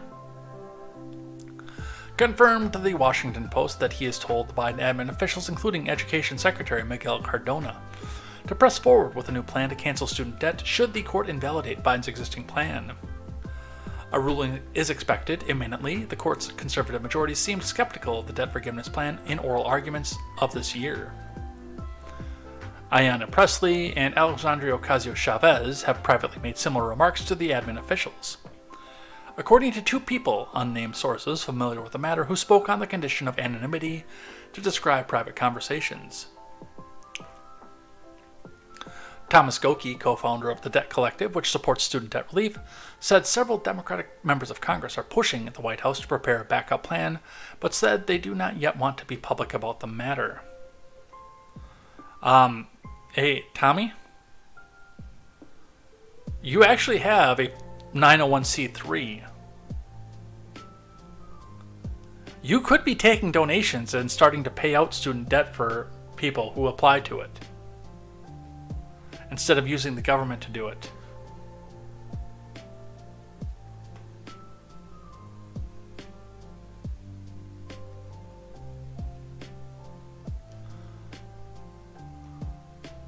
And it appears that others are saying there's a rocky road ahead for this here from NBC Montana. Rocky road ahead for White House student loan forgiveness plan from Christine Frazayo. In much of the country, school is let out for the summer, and college graduates are looking ahead to a future that, for many, includes repaying tens of thousands of dollars in student debt.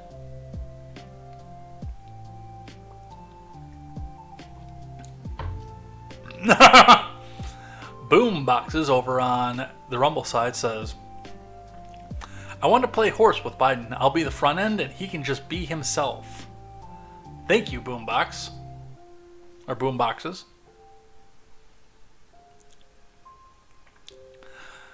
In the U.S., there are an estimated 43 million borrowers who owe more than $1.6 trillion in outstanding federal loans, according to the Education Data Initiative. The question of forgiving some of that debt over the years has become a contentious one. In January 2020, a man approached Senator Warren. At the time, she was running for president, with a question about her student loan plan. He said, "I just want to ask one question. My daughter's getting out of school. I saved all my money. She doesn't have any student loans. Am I getting my money back?" Warren responded, "Of course not." There are wide-ranging views, even from students themselves, as related to full measures, Scott Thuman, in an October 2022 story. Cameron Bowie, a college grad with about 40 grand in debt, said he did not think any loan should be forgiven. When you go to college, you're effectively buying a product. Much a new car, when you buy a car, you have to sign on the dotted line, he said. Kennedy Smith, who's still in college, said she had so far accumulated about $7,000 in debt, disagreed. If you think about what our government is paying for, they're paying up the wazoo for military budgets, for aid in other countries. If the government can produce this money out of thin air, why can't they do that for us, she asked. Not knowing at all how the government obtains money, by the way, because they're not producing it out of thin air. They're taking it from you and me.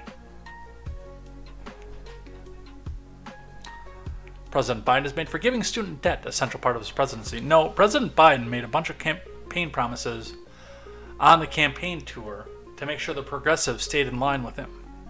He bought votes is what he did.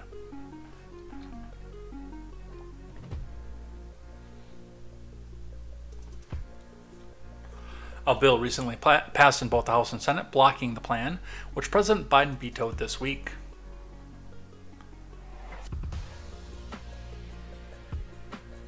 That one I can't read on YouTube. Remember, we're still on YouTube, over on the Rumble side. I like it, it's funny, but some of that I cannot say out loud. You understand. That was funny, by the way. If you're not on Rumble, you're missing out on that one. The authority of the White House to issue such a plan was questioned before the Supreme Court in the case Biden versus Nebraska, with a ruling expected soon. Additionally, the bipartisan debt ceiling deal must include a mandate that student loan repayments, which had been paused during the pandemic, restart by August 30th. Yeah, that was one thing I pointed out on Twitter to the president. That dude talks a lot of shit for somebody who just signed a bill into law that forces the payments to start again in 2 months. Biden, you talk a lot of shit for that. For the fact that you did that. Poor Mike Pence. Poor Mike Pence. From Insider. No one cares about Mike Pence. He's an also-ran. He's a has-been. So no, nobody does care about poor Mike Pence. From Taylor Berman. Former Vice President Mike Pence officially announced he's running for the president on Wednesday morning. As expected, no one seems to care. Pence is polling at about 5.4% for the GOP primary, per 538, just barely ahead of Nikki Haley, who also needs to just get the hell out of the race. Miserable neocons, warmongers, and Vivek Ramaswamy. Real Clear Politics has his numbers even lower at just 3.8%. For comparison's sake, former President Trump and Florida Governor Ron DeSantis, the two frontrunners, are polling at 53.7% and 21.3%, per 538. The Atlantic staff writer McKay Coppins covered Pence's lack of popularity earlier this year and reported scathing comments about Republican primary voters, gave in focus groups about Pence. He just needs to go away, one voter told a focus group. Well, the voting public will tell him that, as they continue to not vote for him, and as he continues to get absolutely zero delegates, that he can turn around and pledge back to Ron DeSantis. I know what they're doing, by the way. They're trying to redo they're trying to redo the magic that happened with Joe Biden after South Carolina, when everybody dropped out after Super Tuesday and all their delegates went into Biden. as they went into the endorsement phase of that. All the delegates they had gathered all went to Biden, who was sucking. Well, he was plunking along. He was doing okay, but he was still, I think, just a little bit behind Bernie Sanders at the time. And then all of a sudden, magically, when everybody dropped out at once, he came roaring ahead.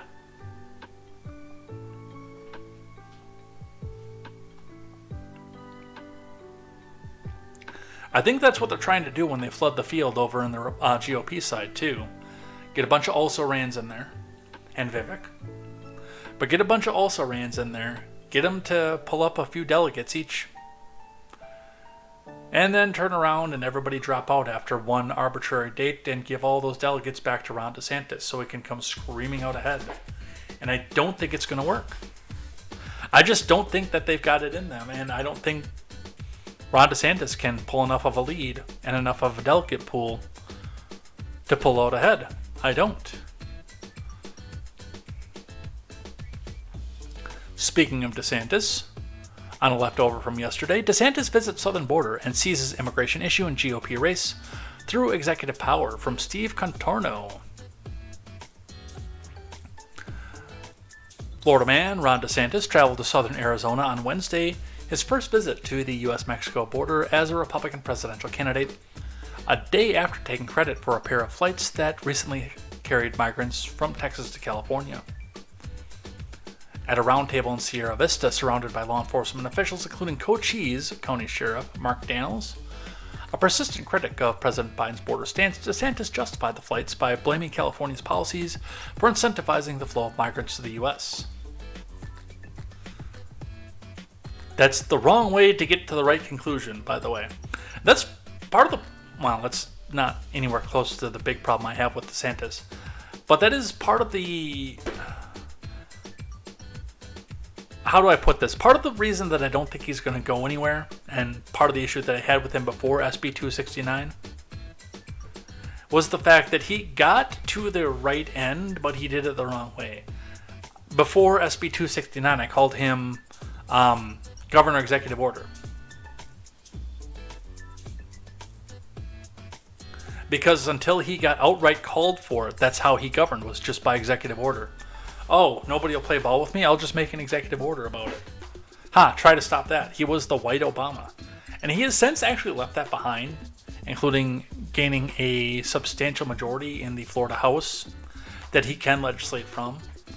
But the fact that he has the capability to govern that way and no qualms about it, unless he gets his ass called on it, is the reason that one of the reasons I can't support him. And again, it's the same way. He's saying, oh, the sanctuary jurisdictions are part of the reason we have the problem. When they have to deal with some of the fruits of that, they suddenly become very, very upset about this. So he's going out and he's blasting California for having the policies that cause the problem, instead of just coming up and saying, hey, you're a sanctuary city, so here, have the people you voted for.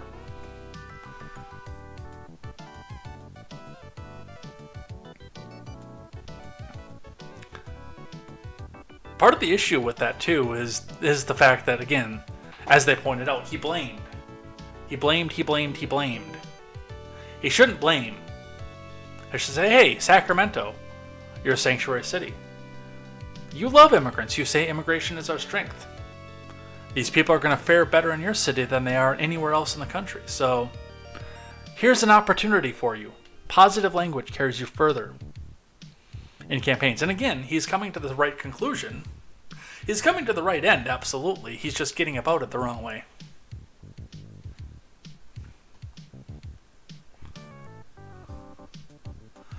Boomboxer says, Biden's brain is like a web browser. 19 tabs are open, 17 are frozen, and he has no idea where the music's coming from. For me, the music is coming from a tab over onto the left-hand window that's playing a YouTube playlist that's honestly one of my favorites. Plus, it's copyright-free. I always like that. Oh, look, these sanctuary jurisdictions are part of the reason we have this problem, the governor said. When they have to deal with some of the fruits of that, then they suddenly become very, very upset with that.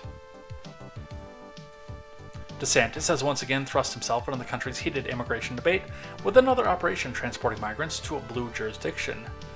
The DeSantis admin arranged for 36 migrants to fly from El Paso to Sacramento in recent days. The Florida Department of Emergency Management acknowledged on Tuesday, leaving them at a local church upon arrival in the Golden State, while the Florida agency said these illegal aliens were relocated voluntarily. California officials have said the individuals were legal asylum seekers who were misled with promises of jobs, clothing, and shelter. Well, again, you say you're a sanctuary city who's ready to take care of these people, so where's the misleading part? You've said that immigration is our strength, that we have plenty of room and plenty of jobs for these people. Where's the mislead?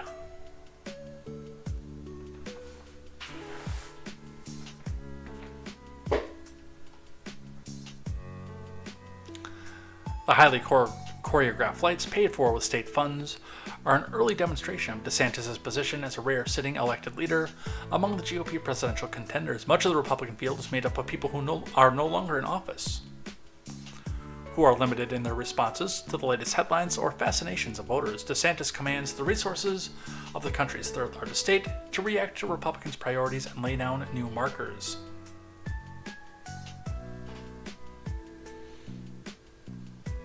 So yes, and he has been open about the fact that he was the one that did it. Speaking of border news, from KXAN, Texas to use floating barrier to combat border crossings, Abbott says, from Monica Madden and Andrew Schnichter. Greg Abbott announced Thursday afternoon a new water-based barrier of buoys will be installed at the Texas border soon. Abbott made the announcement after signing several border security-related bills that passed during the 88th legislative session. Abbott said the installation of the buoys will start immediately.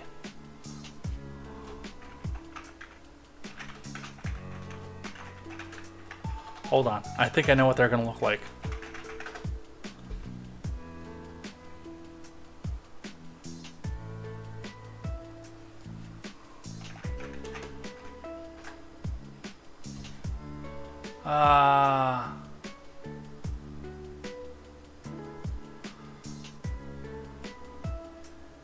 Maybe I can't find them.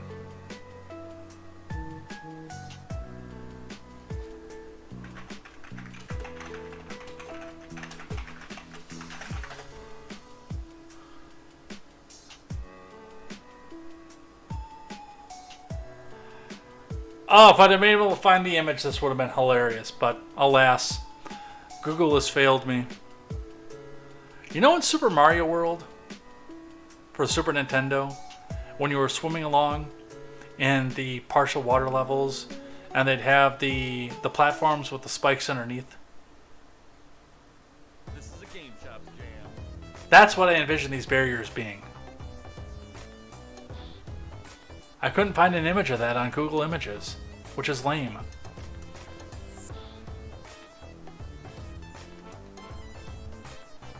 Alright, anyway. Completely sidetracked for that. Colonel Steve McGraw, director of the Texas Department of Public Safety, said the deployment of the first 1,000 feet of buoys will start in the Maverick County Eagle Pass. McGraw added the buoys can be deployed quickly and are movable.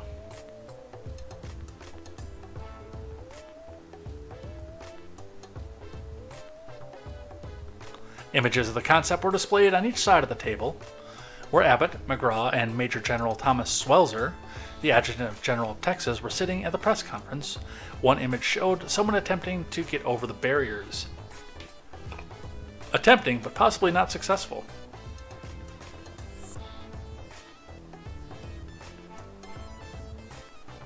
So, just putting this one out here. Is because I mean these are going to spin as they try to climb, and it's going to be a pain in the ass to get up over the top of them. Is there something that's preventing them from swimming under them? Is there a net or something that goes underneath? They don't really cover that part. They just say that people can't swim and climb over the top of them. Maybe again, they get spiked at the bottom. And if you touch the bottom of it, you lose your power up. Something like that.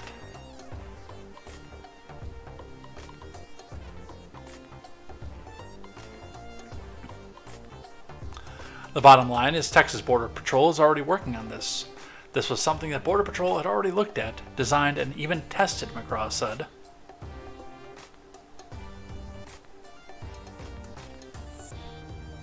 So we'll see if that works. I have my doubts. Let's do 2 more and then we'll head out of here for the night. From Just the News, 1/3 of Oregon counties vote to secede to join Greater Idaho. From Madeline Hubbard, 1/3 of Oregon counties have voted in support of the Greater Idaho movement to secede from Oregon to join their conservative eastern neighbors. Wallowa County became the 12th in Oregon to join the initiative after officials finalized the special election results Tuesday, according to Fox News.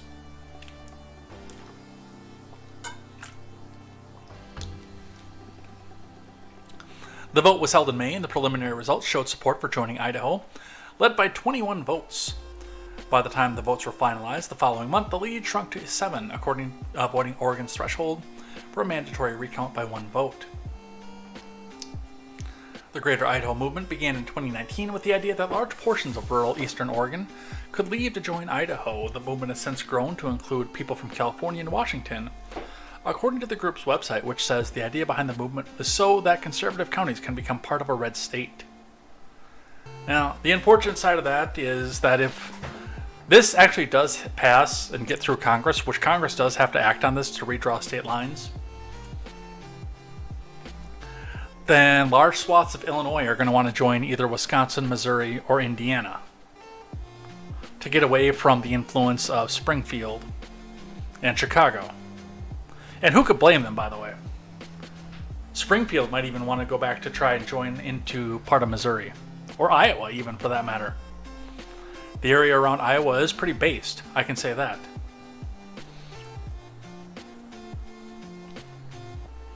So far, 12 out of 12 counties have held elections on the matter, have voted in favor of exploring secession. The original Greater Idaho movement included 15 of Oregon's 36 counties.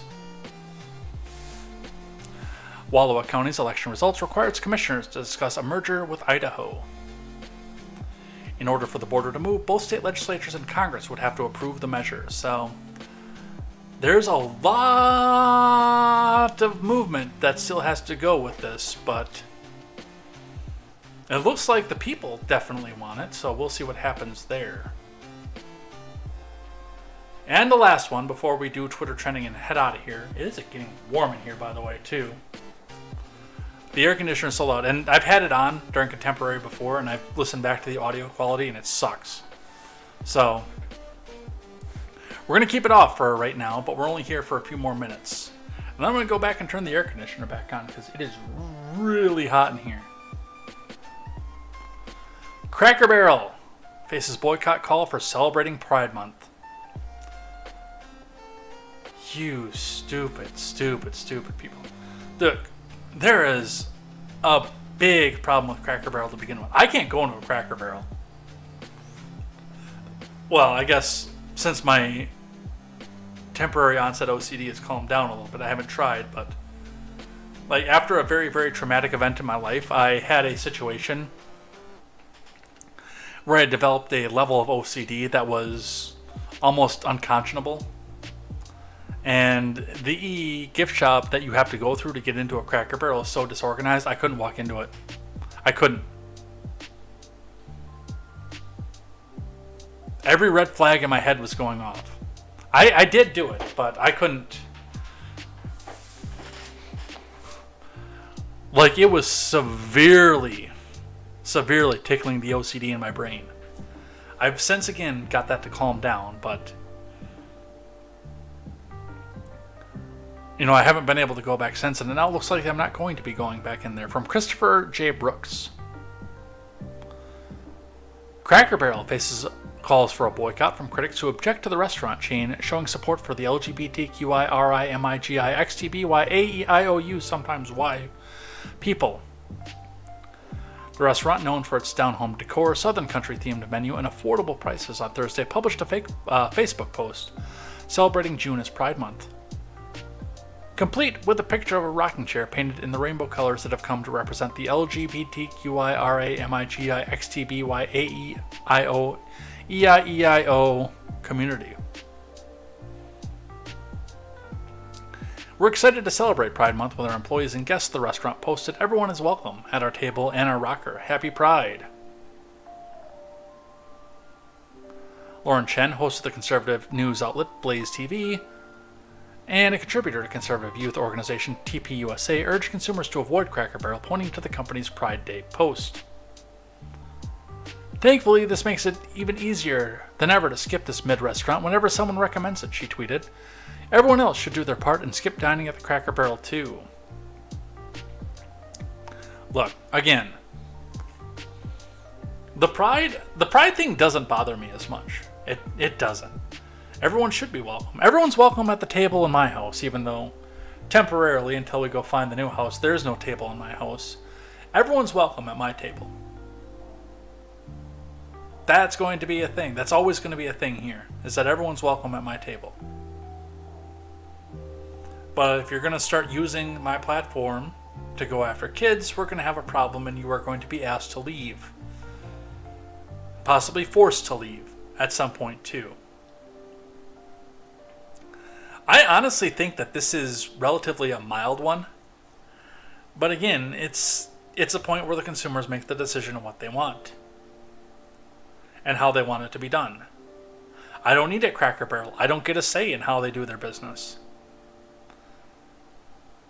But if it's that important to you that they don't put the Pride post up,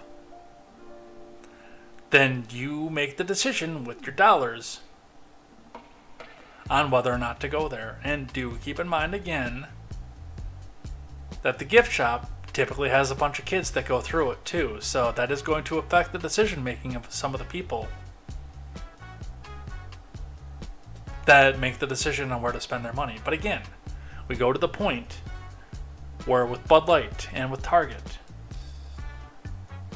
when they do something to step out of the line of their core audience, such as putting the tuck-friendly bikini bottoms up in the front next to the kids' toys and the kids section, not necessarily in the kids section, but next to the kids section, then they lose trillions of dollars of market cap.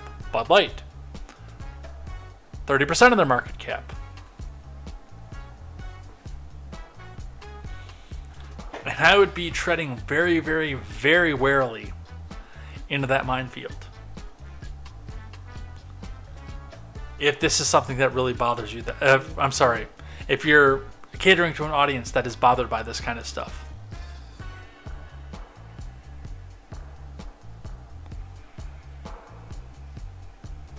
Alright, and with that, let's look at Twitter trending. I didn't do that last week, by the way. I've been forgetting Twitter trending for the last couple days. But we're going to look at Twitter trending, and then we're going to head out of here today.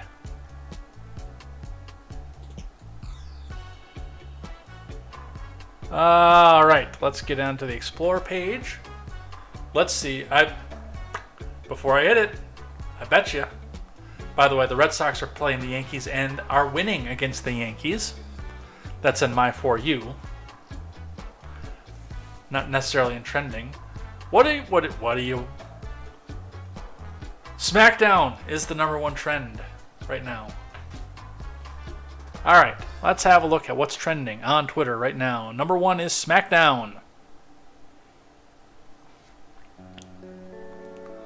We unfortunately cannot play any clips from SmackDown, especially with audio, because, well, we found that out a few weeks ago, that they will actually legitimately block the video on YouTube.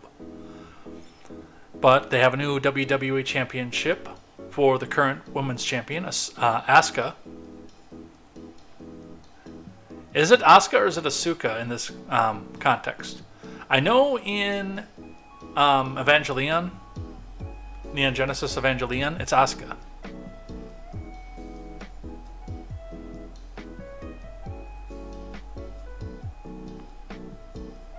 For the first time since WrestleMania, Charlotte is back.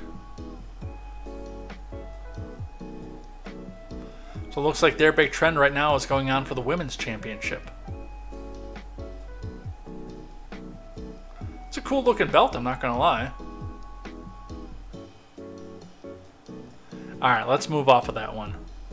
So let's get the live chat back up here. LGBTQ MAP, says Boomboxes.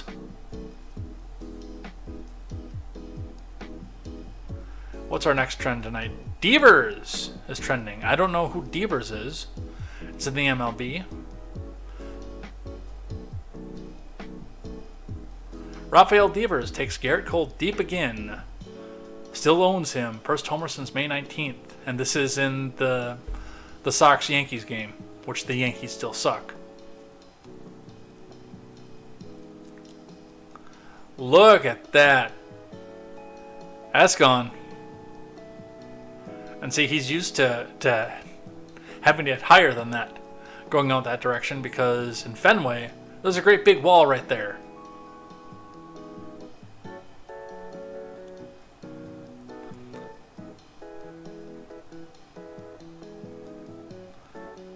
Nice hit, by the way.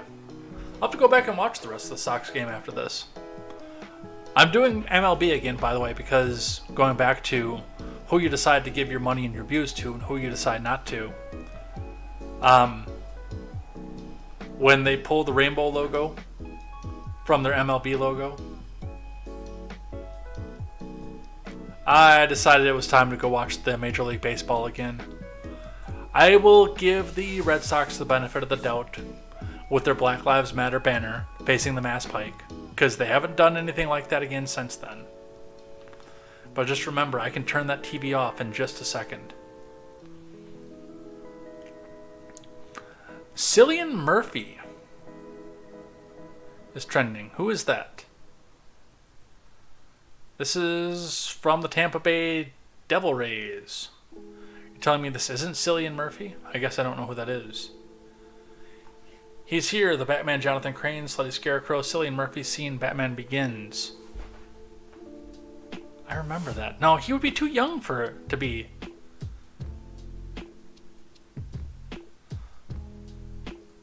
No, Tyler Glasnow would be way too young to be that old in that movie. Because when did Batman Begins come out? Wasn't that in like 06 or something?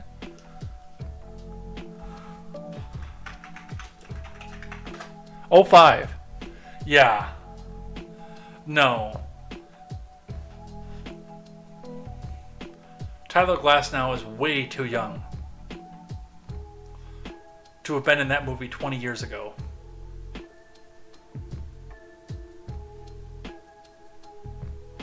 Okay, that actually makes more sense.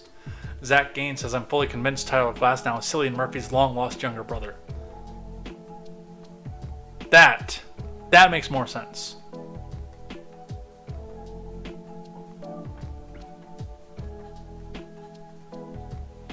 Isla with WWE.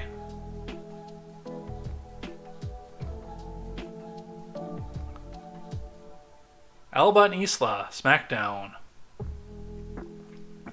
So something I don't necessarily know what's going on with that. But apparently something could happen with Isla. And a lot of simps are out there to give the heart eyes.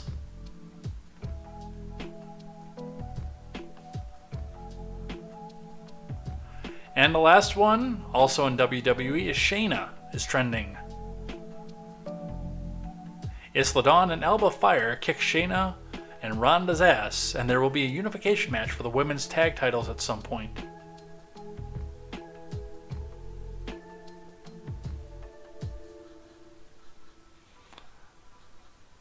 RIP NXT Women's Tag Team Championships. You came, you existed, and now you're being gobbled up by the Ronda Shayna Express Train. That would be a match that I wouldn't mind seeing, actually. The Internet of Ronda and Shayna both had both the women's tag titles and the NXT women's tag titles. I don't know what the NXT is currently. I would have to go back and look that up. That's Ronda Rousey too. So Ronda Rousey apparently came off of MMA to go with WWE. I learned so much with doing this from pop culture stuff that I know nothing about. Partially because I work too damn much. Partially because I'm afraid of being poor again. And I have been. Are we done? I think we're out of here. No, nobody's getting my digits. I got a question for my digits over on the Instagram. Nope, that's not happening. Alright, let's head out of here for the night. Outro music away.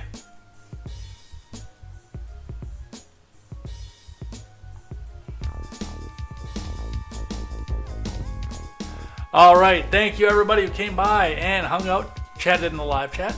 It's been a great time. We had a great night tonight. We got through a lot of very, very dense information. We did have a couple articles left over, unfortunately, which we will cover on Monday.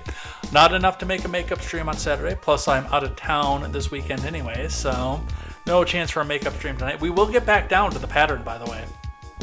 To the pattern of ending every week at a digit of 5. Thank you, Spectrum, for screwing with your internet and knocking me off my pattern for that. But come back in and join me for more news, more headlines, and more contemporary on Monday as we see a wrap-up of what actually happened with the Trump indictment, where this goes. Tuesday will be the day that he goes back in to surrender. So we'll see what happens with that. We will see what's coming up in the next, what are we talking, approximately 70 hours. So go out, have some dinner. I'm going to go have some soup and go pass out because I am exhausted. I feel like crap. And, well, we're sitting at that point now. I've on 3 hours of sleep and I do have to get back up and work tomorrow. So have a blast. Have a great night. Hug your family. Have a fantastic weekend.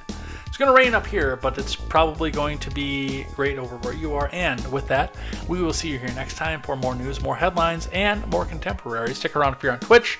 We're going to go find somebody to raid. Who are we going to raid? Who are we going to raid? Who are we going to raid?